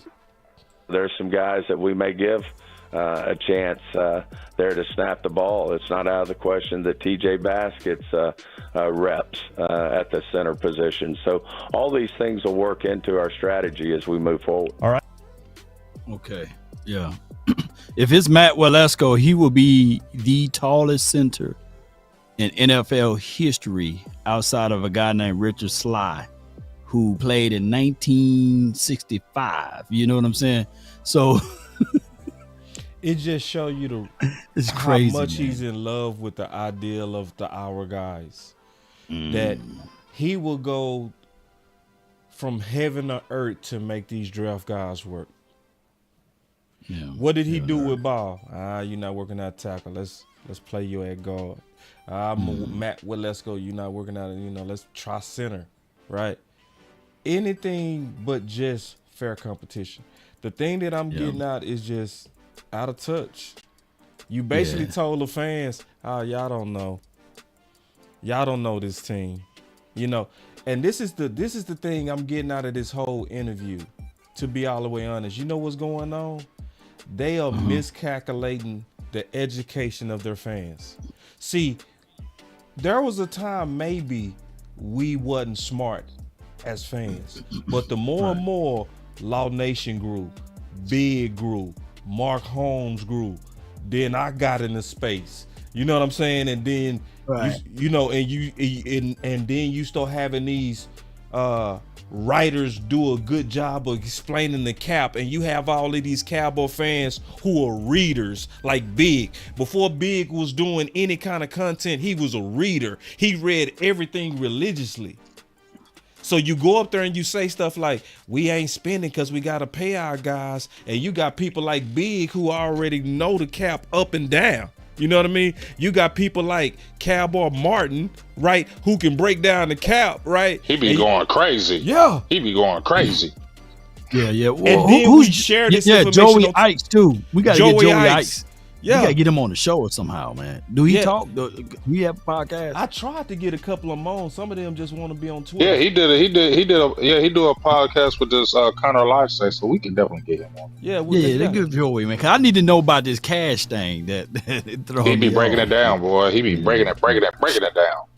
But the thing is, you talking to people like they stupid, and y'all just ain't figured out how smart your own people are. You just said out your own mouth, y'all just don't know about these undrafted free agents. And it's like, no, the whole Cowboy Nation could tell you your whole roster. Right. And break them down. Break them down. We scouts out here. We scouts out here. Yeah. Like, so anyway, we real life scouts out here. So my next film session is going to be on Royce Freeman, Shameless plug. Yeah. I'm breaking down Royce Freeman, Talk about it, plug it. No, I haven't seen his video yet, but that's going to be my next one. I'm going to see whether or not I'm going to cut him up, whether or not he's a power back, whether or not he's going to be just cap-bodied. He's just going to be just one of those guys. So we're going to break it down, But I do it so that I can make sure that I know what the hell I'm talking about. And Jerry Jones and Stephen Jones, I'm putting them two together. Sometimes they just be sitting here thinking that we don't know what we're talking about.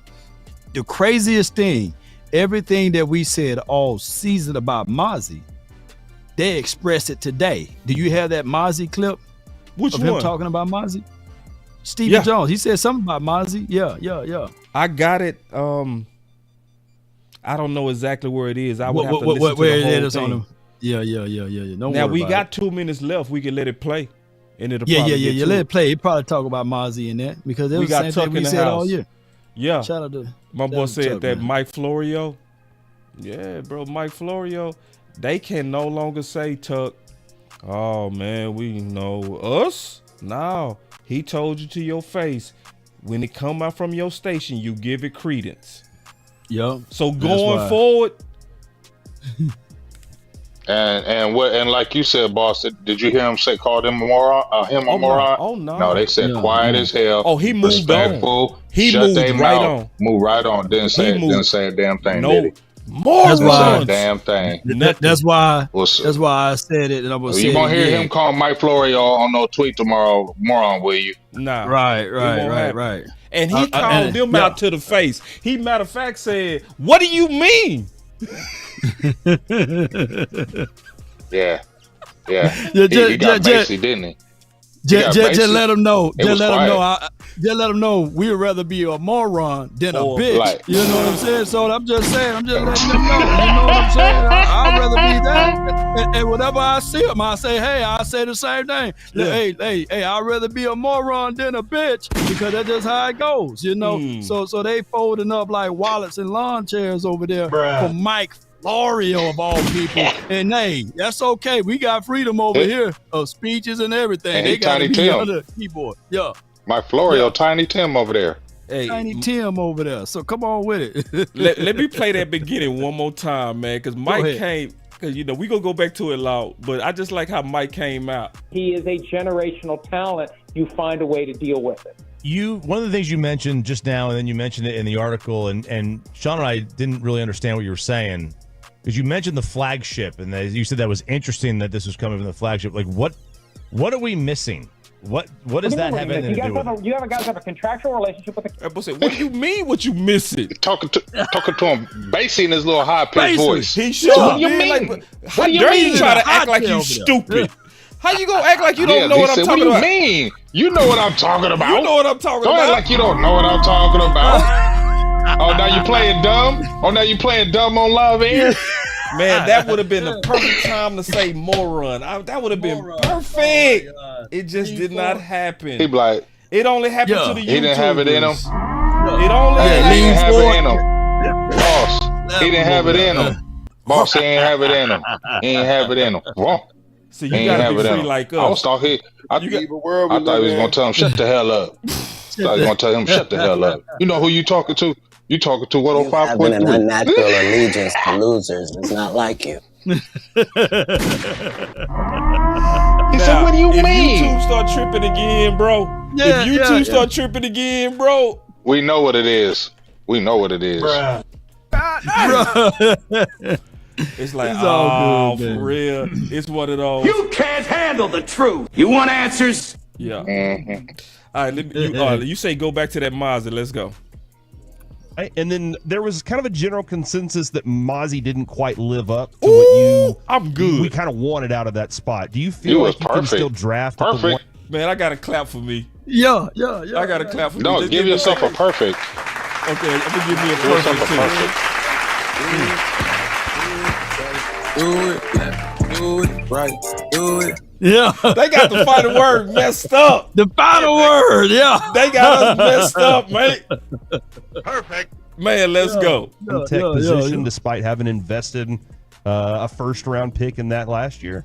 Well, first of all, he didn't play as much as we would have liked, and I think it was a little it was a learning process with him, learning what Dan wanted out of the defensive lineman. We knew when we drafted him out of Michigan, he was asked to play the one technique a little different than Dan likes to see it played. I think the way Zim's going to ask these guys to play is probably a little more in line with what he did at Michigan, but we feel really good about Mozzie. We happen to have some good veteran players, but that's one of the great things that happens when young guys get a chance to step up. Obviously Tolbert had a slow year his rookie year, but then stepped up and played really well. And we Anybody mention Brandon Cook?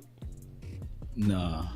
Expect him to continue to grow as a receiver. It's not, it's not often that young guys get to step in and play right away. And Jalen Tolbert did not play really well. Right. Jalen Brooks played pretty well. It's all fake news. Right, you saw it's phony stuff. You seen we saw enough of Jalen Tolbert to know that he's a third or fourth guy now. Yeah. Oh, you see this guy? See this guy? Number one bullshit guy. He do the wee woo. Happen that way, especially on playoff teams. But we feel really good about Mozzie.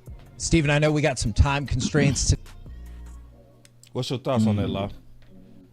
Well, he said the things that we all been saying, like, as a D tackle, you can't learn that on the sideline. You throwing away valuable time and references of putting him out there. There have been many of games that he was healthy scratch guy. And I get it. We want to win games with Jonathan Hankins and whoever else we had inside. But Mozzie, it's going to be a 3-year project. Here's the thing. When you drafting and developing those type of guys, they got to be out there on the field and getting things going. Mozzie, to a degree, he was a guy that he just mentioned that Dan Quinn wanted to play him a different way at that one tech. Well, there's only one way to really look into it. He have to get out there in order to see what he can and can't do. Facts. And on top of that, don't try to gaslight it now or lead off with the fact that now Dan Quinn, it was his issue with Mozzie. No, look, you paid Coach Durday, who's now a defensive coordinator for the Seattle Seahawks. to teach those boys to do things. And you can't be spending all of that first round draft capital on the sideline. You can't do that. So that's why I said when you draft guys, make sure you do it with complementary pieces. And that's where you go into the free agency and make sure you shore that up. That's all they had to do. Yeah. Look at how the 49ers build. You It's know, what they had the same thing. They went and got that. And they still got to do it. Yeah. And I'm hoping they do it after the draft, because what can happen after the draft is then, like, you know how it is. Sometimes you draft players and then you'll have a guy that's overpaid but good and you'll let him go. Yeah.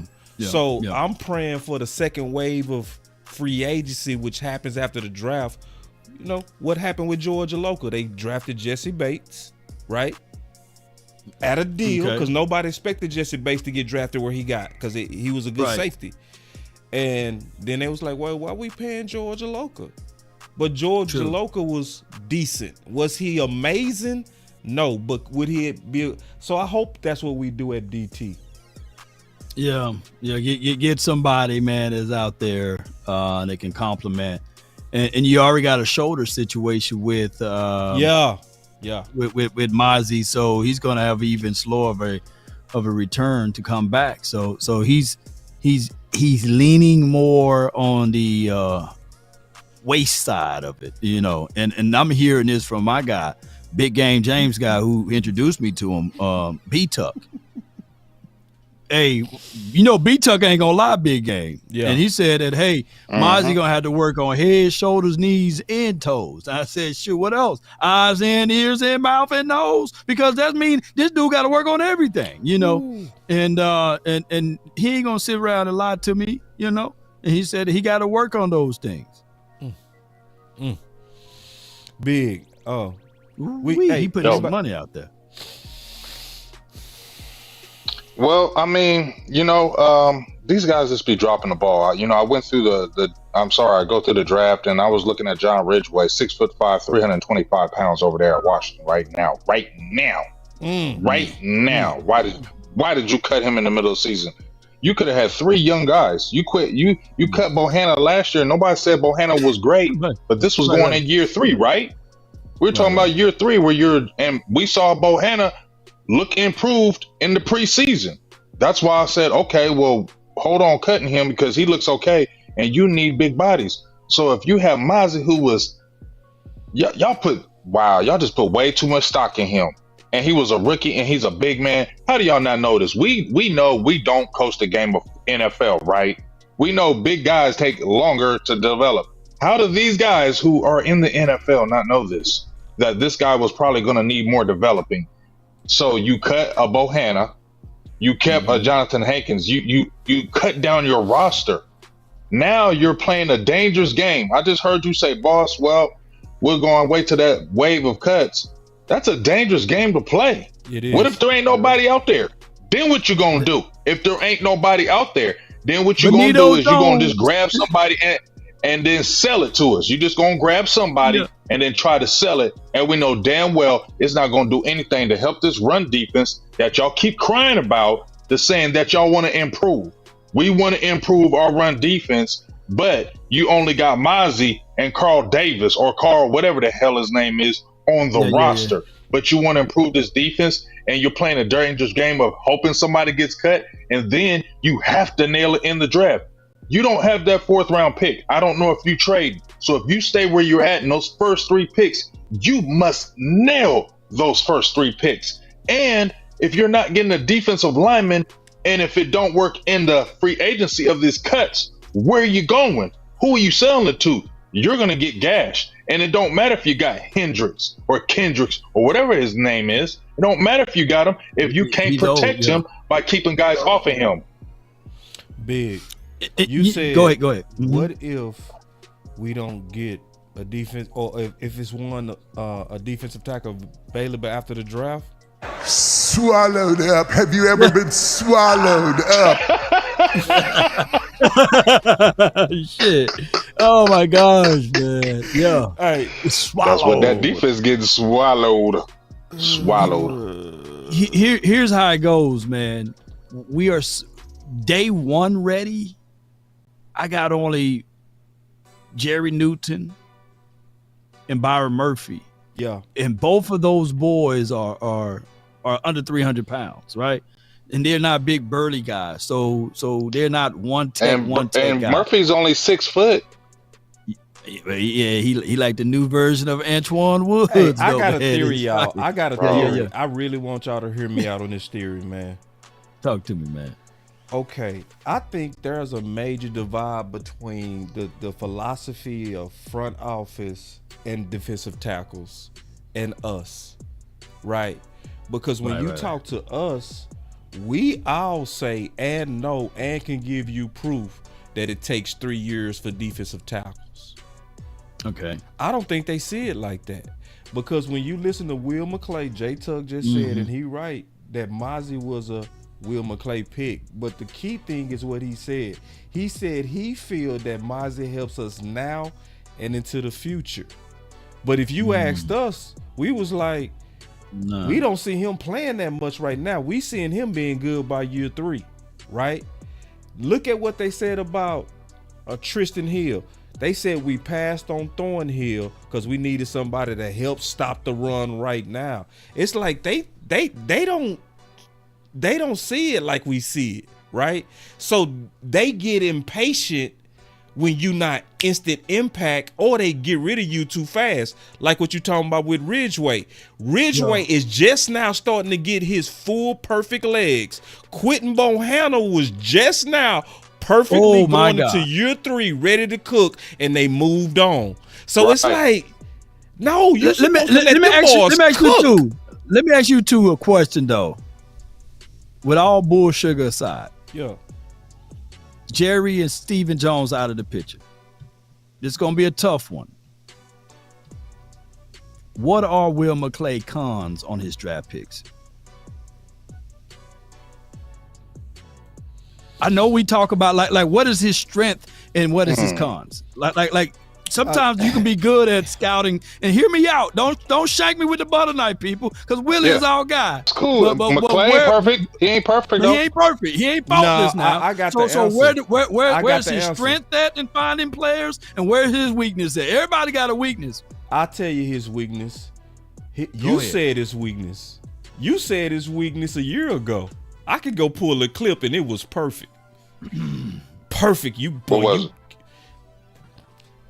My boy Law said, go along, get along game. That's his weakness.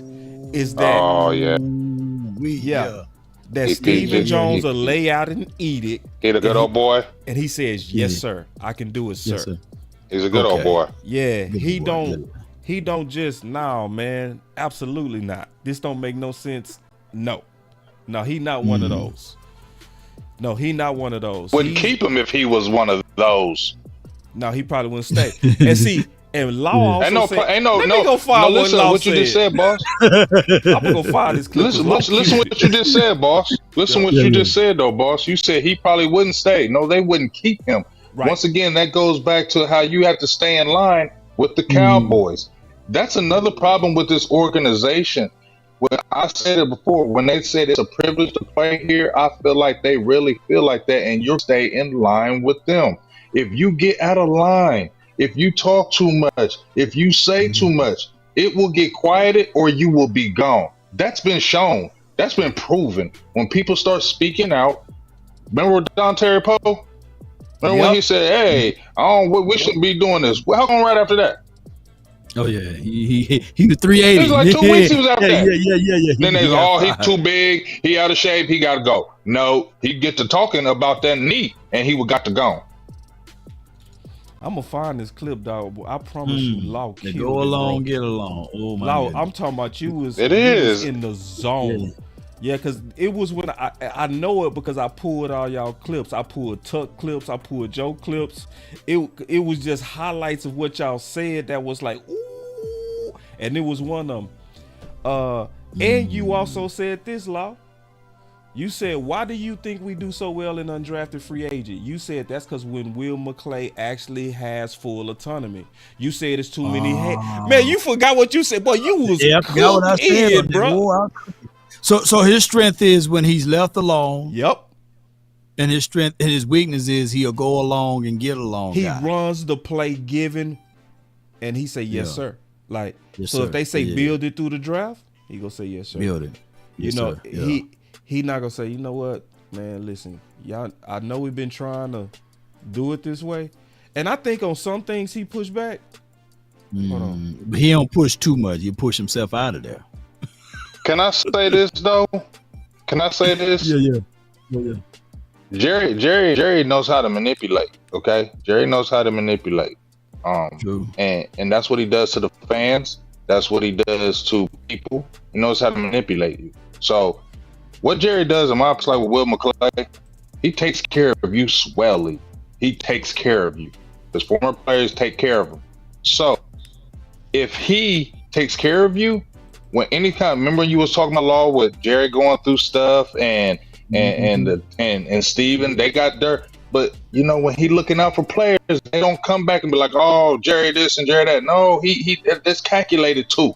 I need to keep people on my team when it go bad. They say good things about me, and that's why another reason why he take care of people and look out for people. So when it go bad, you better have my back, because you don't see them extra stuff saying nothing about Jerry and stuff like that. No, they don't. Because it's called like you're right, bro. Hold on, watch this. Watch this. Will McClay from today on 105.3 The Fan. Gotta send me that. Oh, I got one part that stuck out to me, and it's gonna confirm that what J Tuck said was the truth. So listen.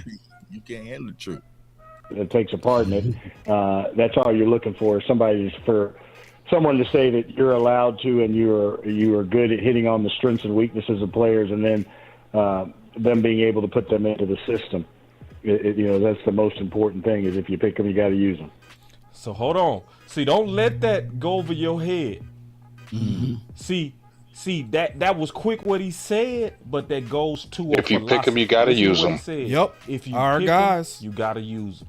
Is for someone to say that you're allowed to, and you are good at hitting on the strengths and weaknesses of players, and then them being able to put them into the system. That's the most important thing. Is if you pick them, you got to use them.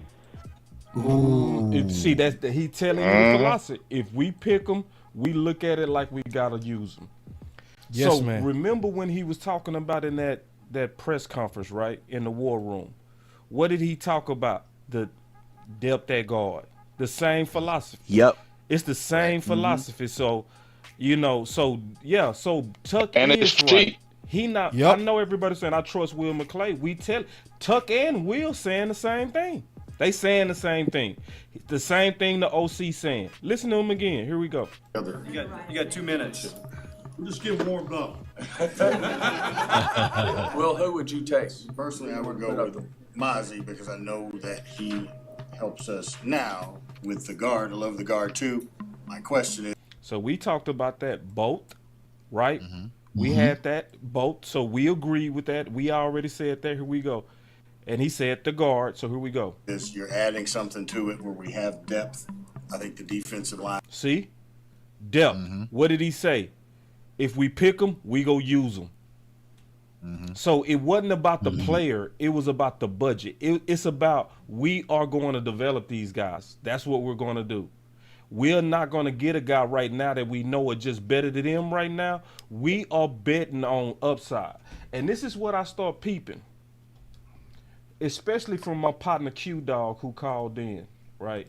My partner Q-Dog called in, Coach Q, and he said something that stuck with me. And it's facts when you really think about it. And it made sense on every one of our picks. We draft ceiling. And we try to get coaches to take them all the way up. That's why we bet on ceiling. You chilling, big. Because all of us was talking about Mozzie's motor, right?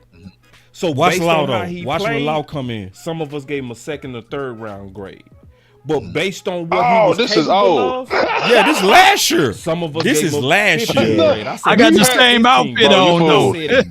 You got me fooled, boss. I was like, what the hell's going on? That's not me. Pick 1, pick 2, pick 3. You know what I mean? Yeah, they went with the upside. But here's the thing, and I appreciate you for doing all of that, boss. Yeah. But it's only one driver in the car, in the car, right?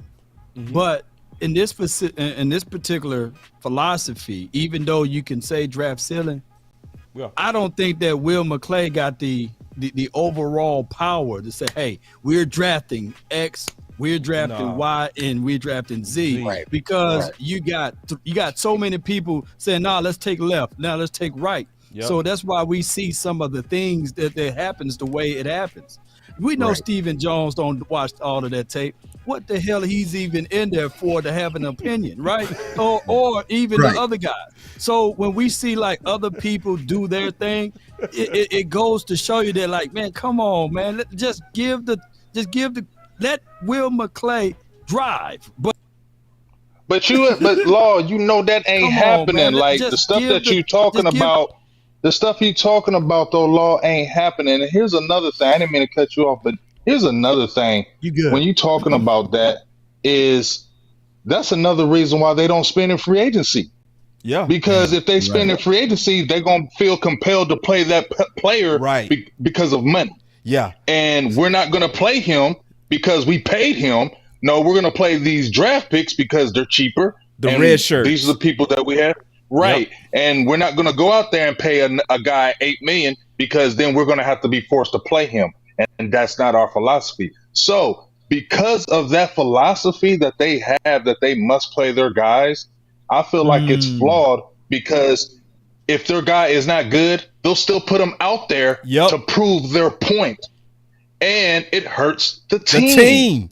Hold on, but watch Law, man. No, you gotta let you finish, Law. You gotta let yourself finish this.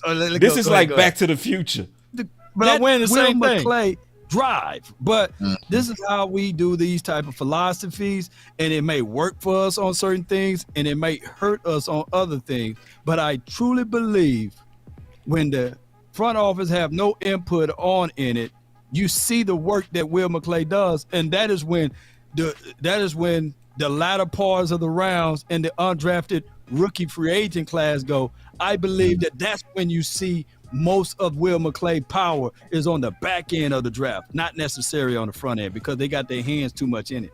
I agree. And I'm with you, Law. I have a hard time seeing that second round pick was a Will McClay pick. I feel like that was a Mike McCarthy compromise.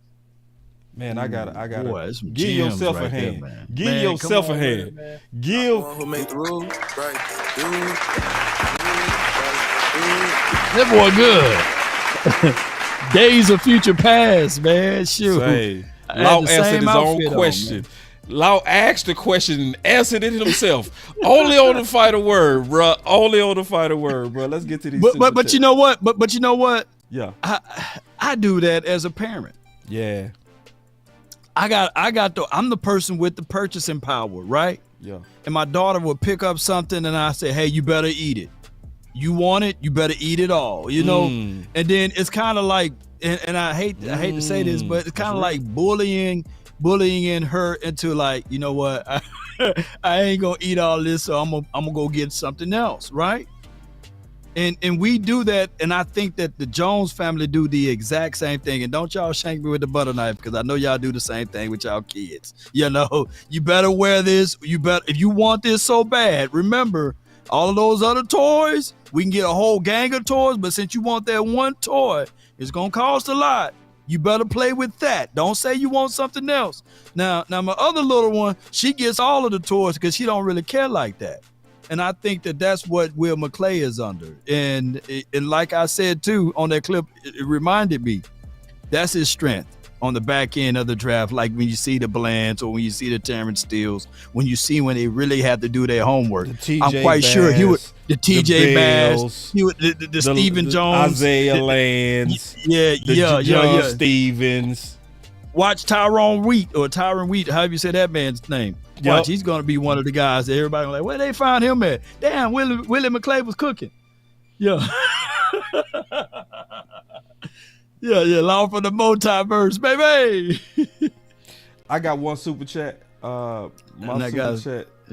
It says, our fans need to stop acting like Cowboys have all the leverage and contracts like other teams won't easily drop the bag for them.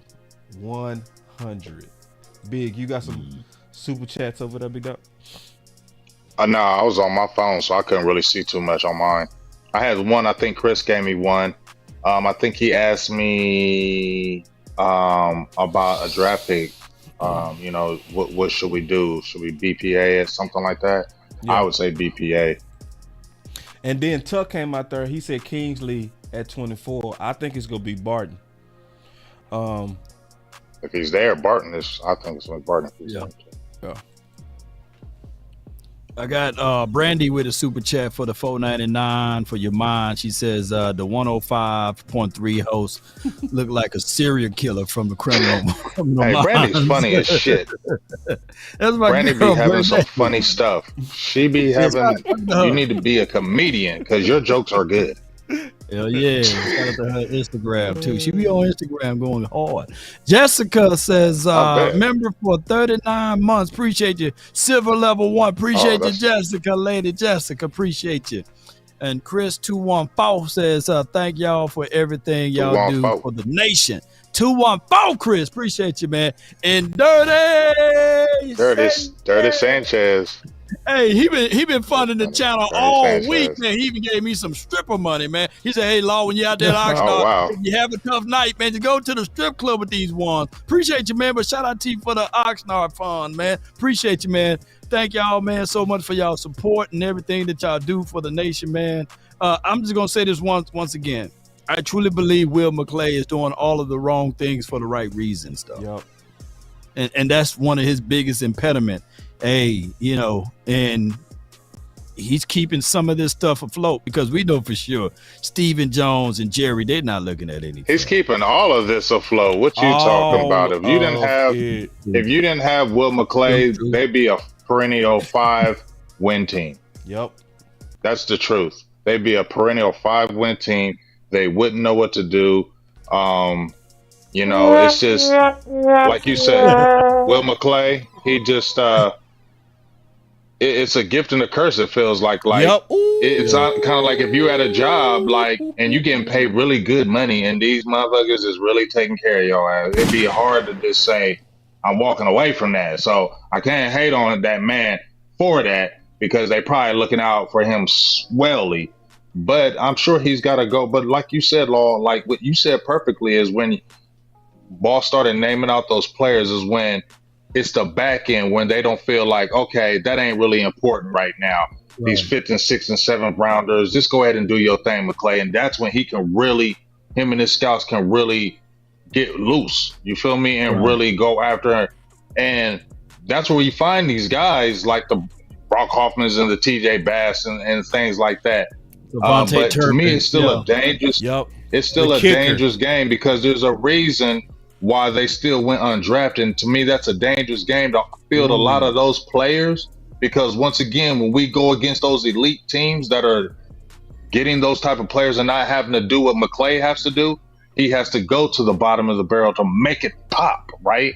These other guys don't have to do what he does. So I feel like they're at the advantage, right? Because they're not handcuffed like he is. Right. You get what I'm saying? Like these other GMs can make the call and say, hey, I want this guy. He got to call Stephen Jones and them and say, hey, I like this guy. What's up? Nah, let's wait. All right. What's he going to say? No, we need this guy. No, he's not. He's Bobby Taylor. I want Bobby Taylor. Stay in your lane. No, we got LVE, our guy. Hey, I love being a Cowboy. Yeah. Big game changer. Game changer. Let's have some fun. Let's have a good time, man. Let's kick it. I had to hit your button on that, dog. But you were thinking about Bobby Wagner. You said Bobby Taylor. That used to be old boy back in the day. The cornerback for the Eagles. He used to be gritty. He said Bobby Taylor used to kill us. Did I say Bobby Taylor? Boy, he used to kill us. I used to hate him. You did. I started. Wasn't he 21? Wasn't he number 21? He was 21. Wasn't he? Yeah. Like he used to get on my damn nerves. His tall ass. Yes, he used to get on my damn nerves. From East Texas, played at Longview. I know all about Bobby Taylor. He was nice. But I meant Bobby Bobby Taylor Wagner. was nice. Thank you on Bobby that, Bob. Wagner. I got you all the time, man. Yeah. Hey, I was rolling with. Hey, I was rolling with it. I said, "Oh, boss throwing out Philly guys. Maybe he's something I don't know about." So I'm gonna disagree with him. hey, we needed a damn Bobby Taylor back in 2002. Dog. Yeah, he was balling though. He's 50 now though. I'm looking at his Wikipedia. That boy's a dog. Yeah. But I didn't know he was a I long said view. Bobby Wagner because that's one of those that got away because of our guys. Because But guess what? Dan Quinn got Bobby now. No, that's crazy. Ain't that funny? Oh, ain't that funny? And he got John Ridgeway. He was smart. He knew what he was doing. He was So smart. that's why I don't buy into the Dan Quinn didn't like linebackers. No, you gotta sometimes be able to recognize when front office was meddling. Because if he didn't like linebackers, why was that the first thing he got when he went over to Washington? He had autonomy. First thing, and he got dogs. Dogs. Yeah. The first thing he got when he got the crazy thing, the first thing he got when he was here. Shit, he got Michael Parsons, a linebacker. Thank you. And then people forgot that it was publicly Bobby Wagner was saying he was in direct talks with Dan Quinn, but he don't like linebackers. Man, is the orphans though? No, what you call it? And he had nothing but linebackers. He had nothing but linebackers. Malcolm in Seattle. Smith. You heard? I mean, dog. Look at the interview from Wanye Thomas. They asked him. I think Tuck asked him. He said, "Does Dan Quinn like linebackers?" He said, "Hell yeah, he liked linebackers." That's what he said. He said, but he said injuries came up, but I don't believe that. I feel like that was politically correct answer because you're on live and Cowboys are watching you. I don't care what them Cowboys players say. Cowboys people are watching you and watching what you say. And if you go out there and say the wrong things, there will be repercussions. That's just like you being on a podcast and your damn job is listening to you and you say some damn things about your boss. You think your boss ain't gonna say nothing to you when you come to work the next day? Oh yeah, especially he ain't got his contract guaranteed. Or you, Or you think if you knew your boss was in your feed, you gonna say all that shit? You gonna say all that shit when your boss in your feed? You definitely gotta walk walk on eggshells. You definitely you ain't saying nothing. Walk on So cut it out. With the Dallas Cowboys. You cut it out. Especially they ain't saying nothing. So I don't want to hear that. They not gonna talk at all. Here's that's what's why gonna Michael happen. Wynn got his podcast. Here's what's gonna happen. Breaking news: the Cowboys are now cutting Wanye Thomas for. You feel me? Law Thomas. Watch is now what you say. with the Cowboys. Watch what you say. Watch what you say. Watch what you say. They watching. Remember, we got the Ghost Watchers in here. James Yates is now signed with the Cowboys. Safety. Took over at safety at 51. 51. Let me see if my butt work. Let me see. It don't work. I hit the wrong button. Dang. Hey, boy, you took me to some good. I'm finna paint my face black now, dog. Put some white sprinkles over there. Yeah. All right, so Rock y'all know and what roll it is. time. Yeah. Final words. Where my music at, man? I swear I be pushing, but I be messing up stuff. I done broke something. It's all good, bro. Man, I got some more. If you'd have did that while this dude was out there. Get your up there, contain the damn ball. This is why we do it. Yeah, What's that? What's that? I just changed the music. You know how I go, man. You know how I go. I got something. I always got me an answer. You feel me? I know how to fly these planes. You hear me? I see you. I see you. All right, so on these final words, man. First of all, I always love doing the final word. I do.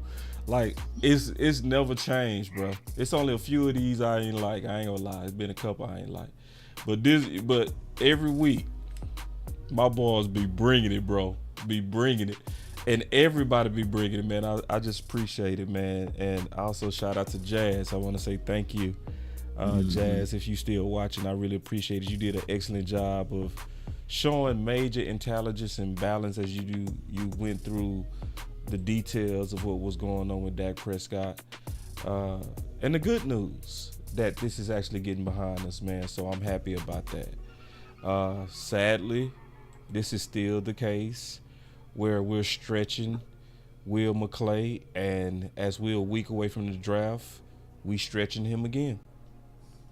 But he has turned water into wine a lot, and so we go expect him to do that again.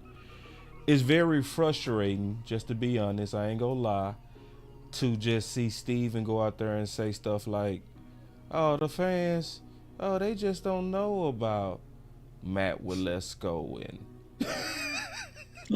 right. It's all fake news. It's phony stuff. It didn't happen. And it's like learn your fans. Now, I do know that there are a lot of fans that are very ignorant. I do know that. It's a lot. Yeah. But it's a lot more that's very intelligent, and I will want us to one day be treated that way, to where we do understand that actually signing Dak is going to help relieve the cap. We also know that signing CeeDee Lamb is going to help relieve the cap. So all these games that we couldn't spend no money because we only got so much pie. Like, when you keep running the same play, eventually you go get figured out. Y'all run the same play and say the same stories every year. Eventually people go figure out that it's all fake news. It's phony stuff. It didn't happen. And then we don't have your back anymore. That's what happened. We stop having your back. We stop believing in you, you know, because we see you just giving us that. Oh, you see this guy? See this guy? Number one bullshit guy. He do the wee woo. And none of us want to feel like we getting BS, you know? So, you know, we really just want you to be quiet. Yeah. That's really what we want. We want to be like the other organizations, to where, yeah, Justin Jefferson got a holdout, but guess who we ain't hearing from? We ain't hearing from their front office. We ain't hearing from their owner. We want to be like that. But we know that ain't gonna never happen because y'all make so much money off publicity. But one can wish. That's my final word. It's a great one.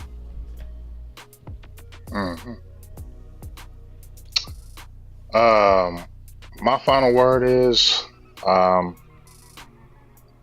it's just hard for me to believe. You know, I know Jerry wants to win this Super Bowl another one before he goes, but it's just hard for me to believe that they go to bed at night frustrated when they're the number one money-making organization out there, that they haven't won a Super Bowl. You feel me? Like, it's hard for me to believe y'all going to bed hurting because y'all 400 in the positive. Like, you ain't won a Super Bowl, been to a Super Bowl in 30 years, a championship game, and yet you're still the highest grossing team.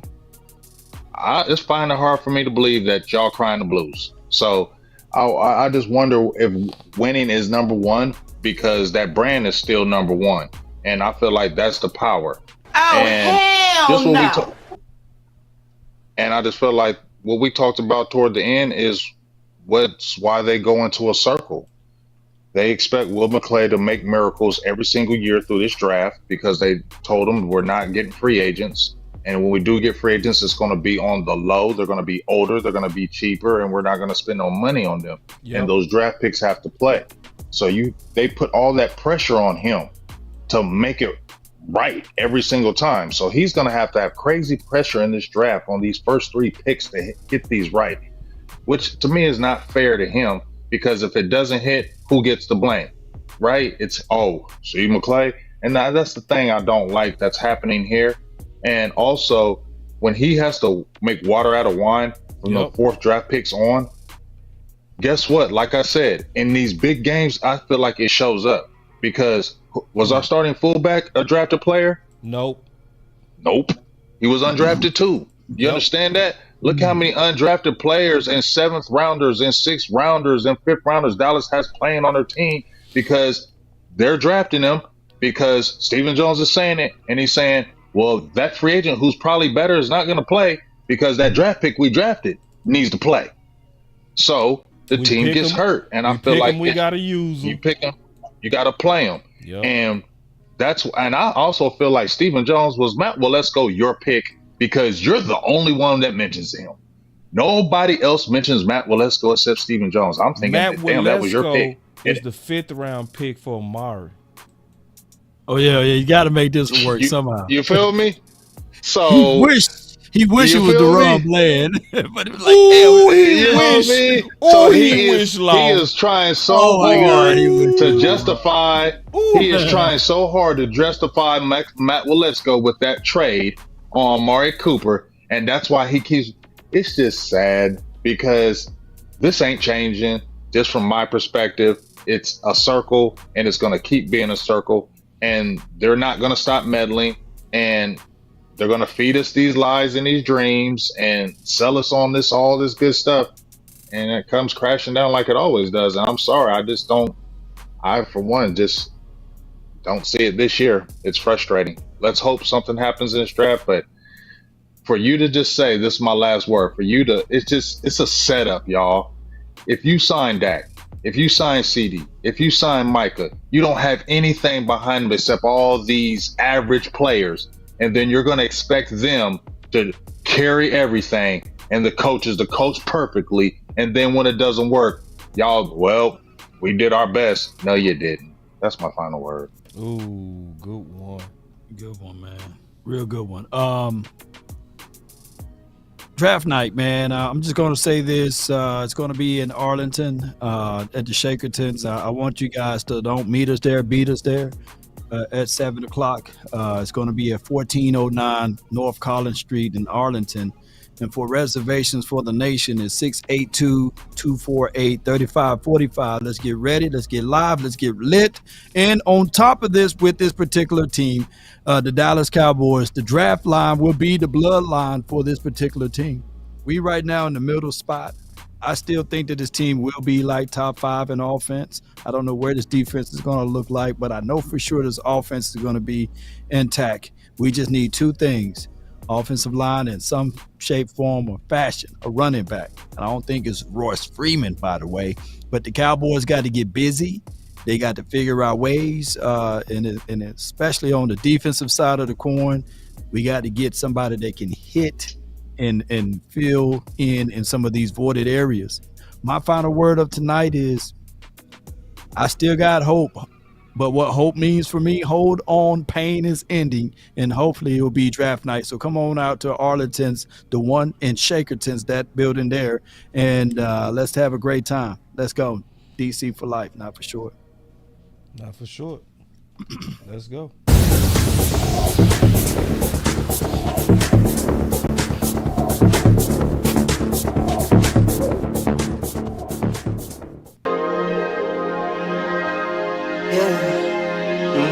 I just wanna run it up. Can we check or something? I've been really in the field, let up,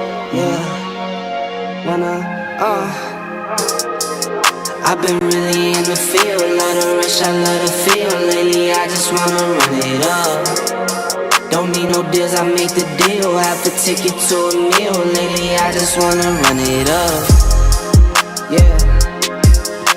Kinda check or something. Lately I just wanna run it up. Count that too, count it up, count it up.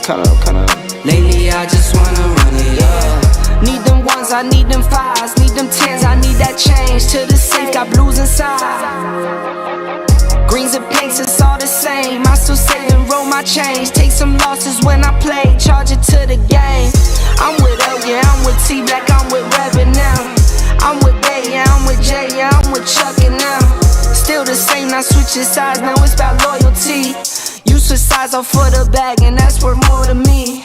I mix Nike with designer, I experiment.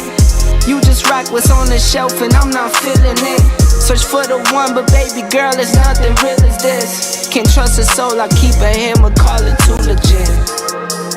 I've been really in the field, let her rush, I let her feel. Lately I just wanna run it up.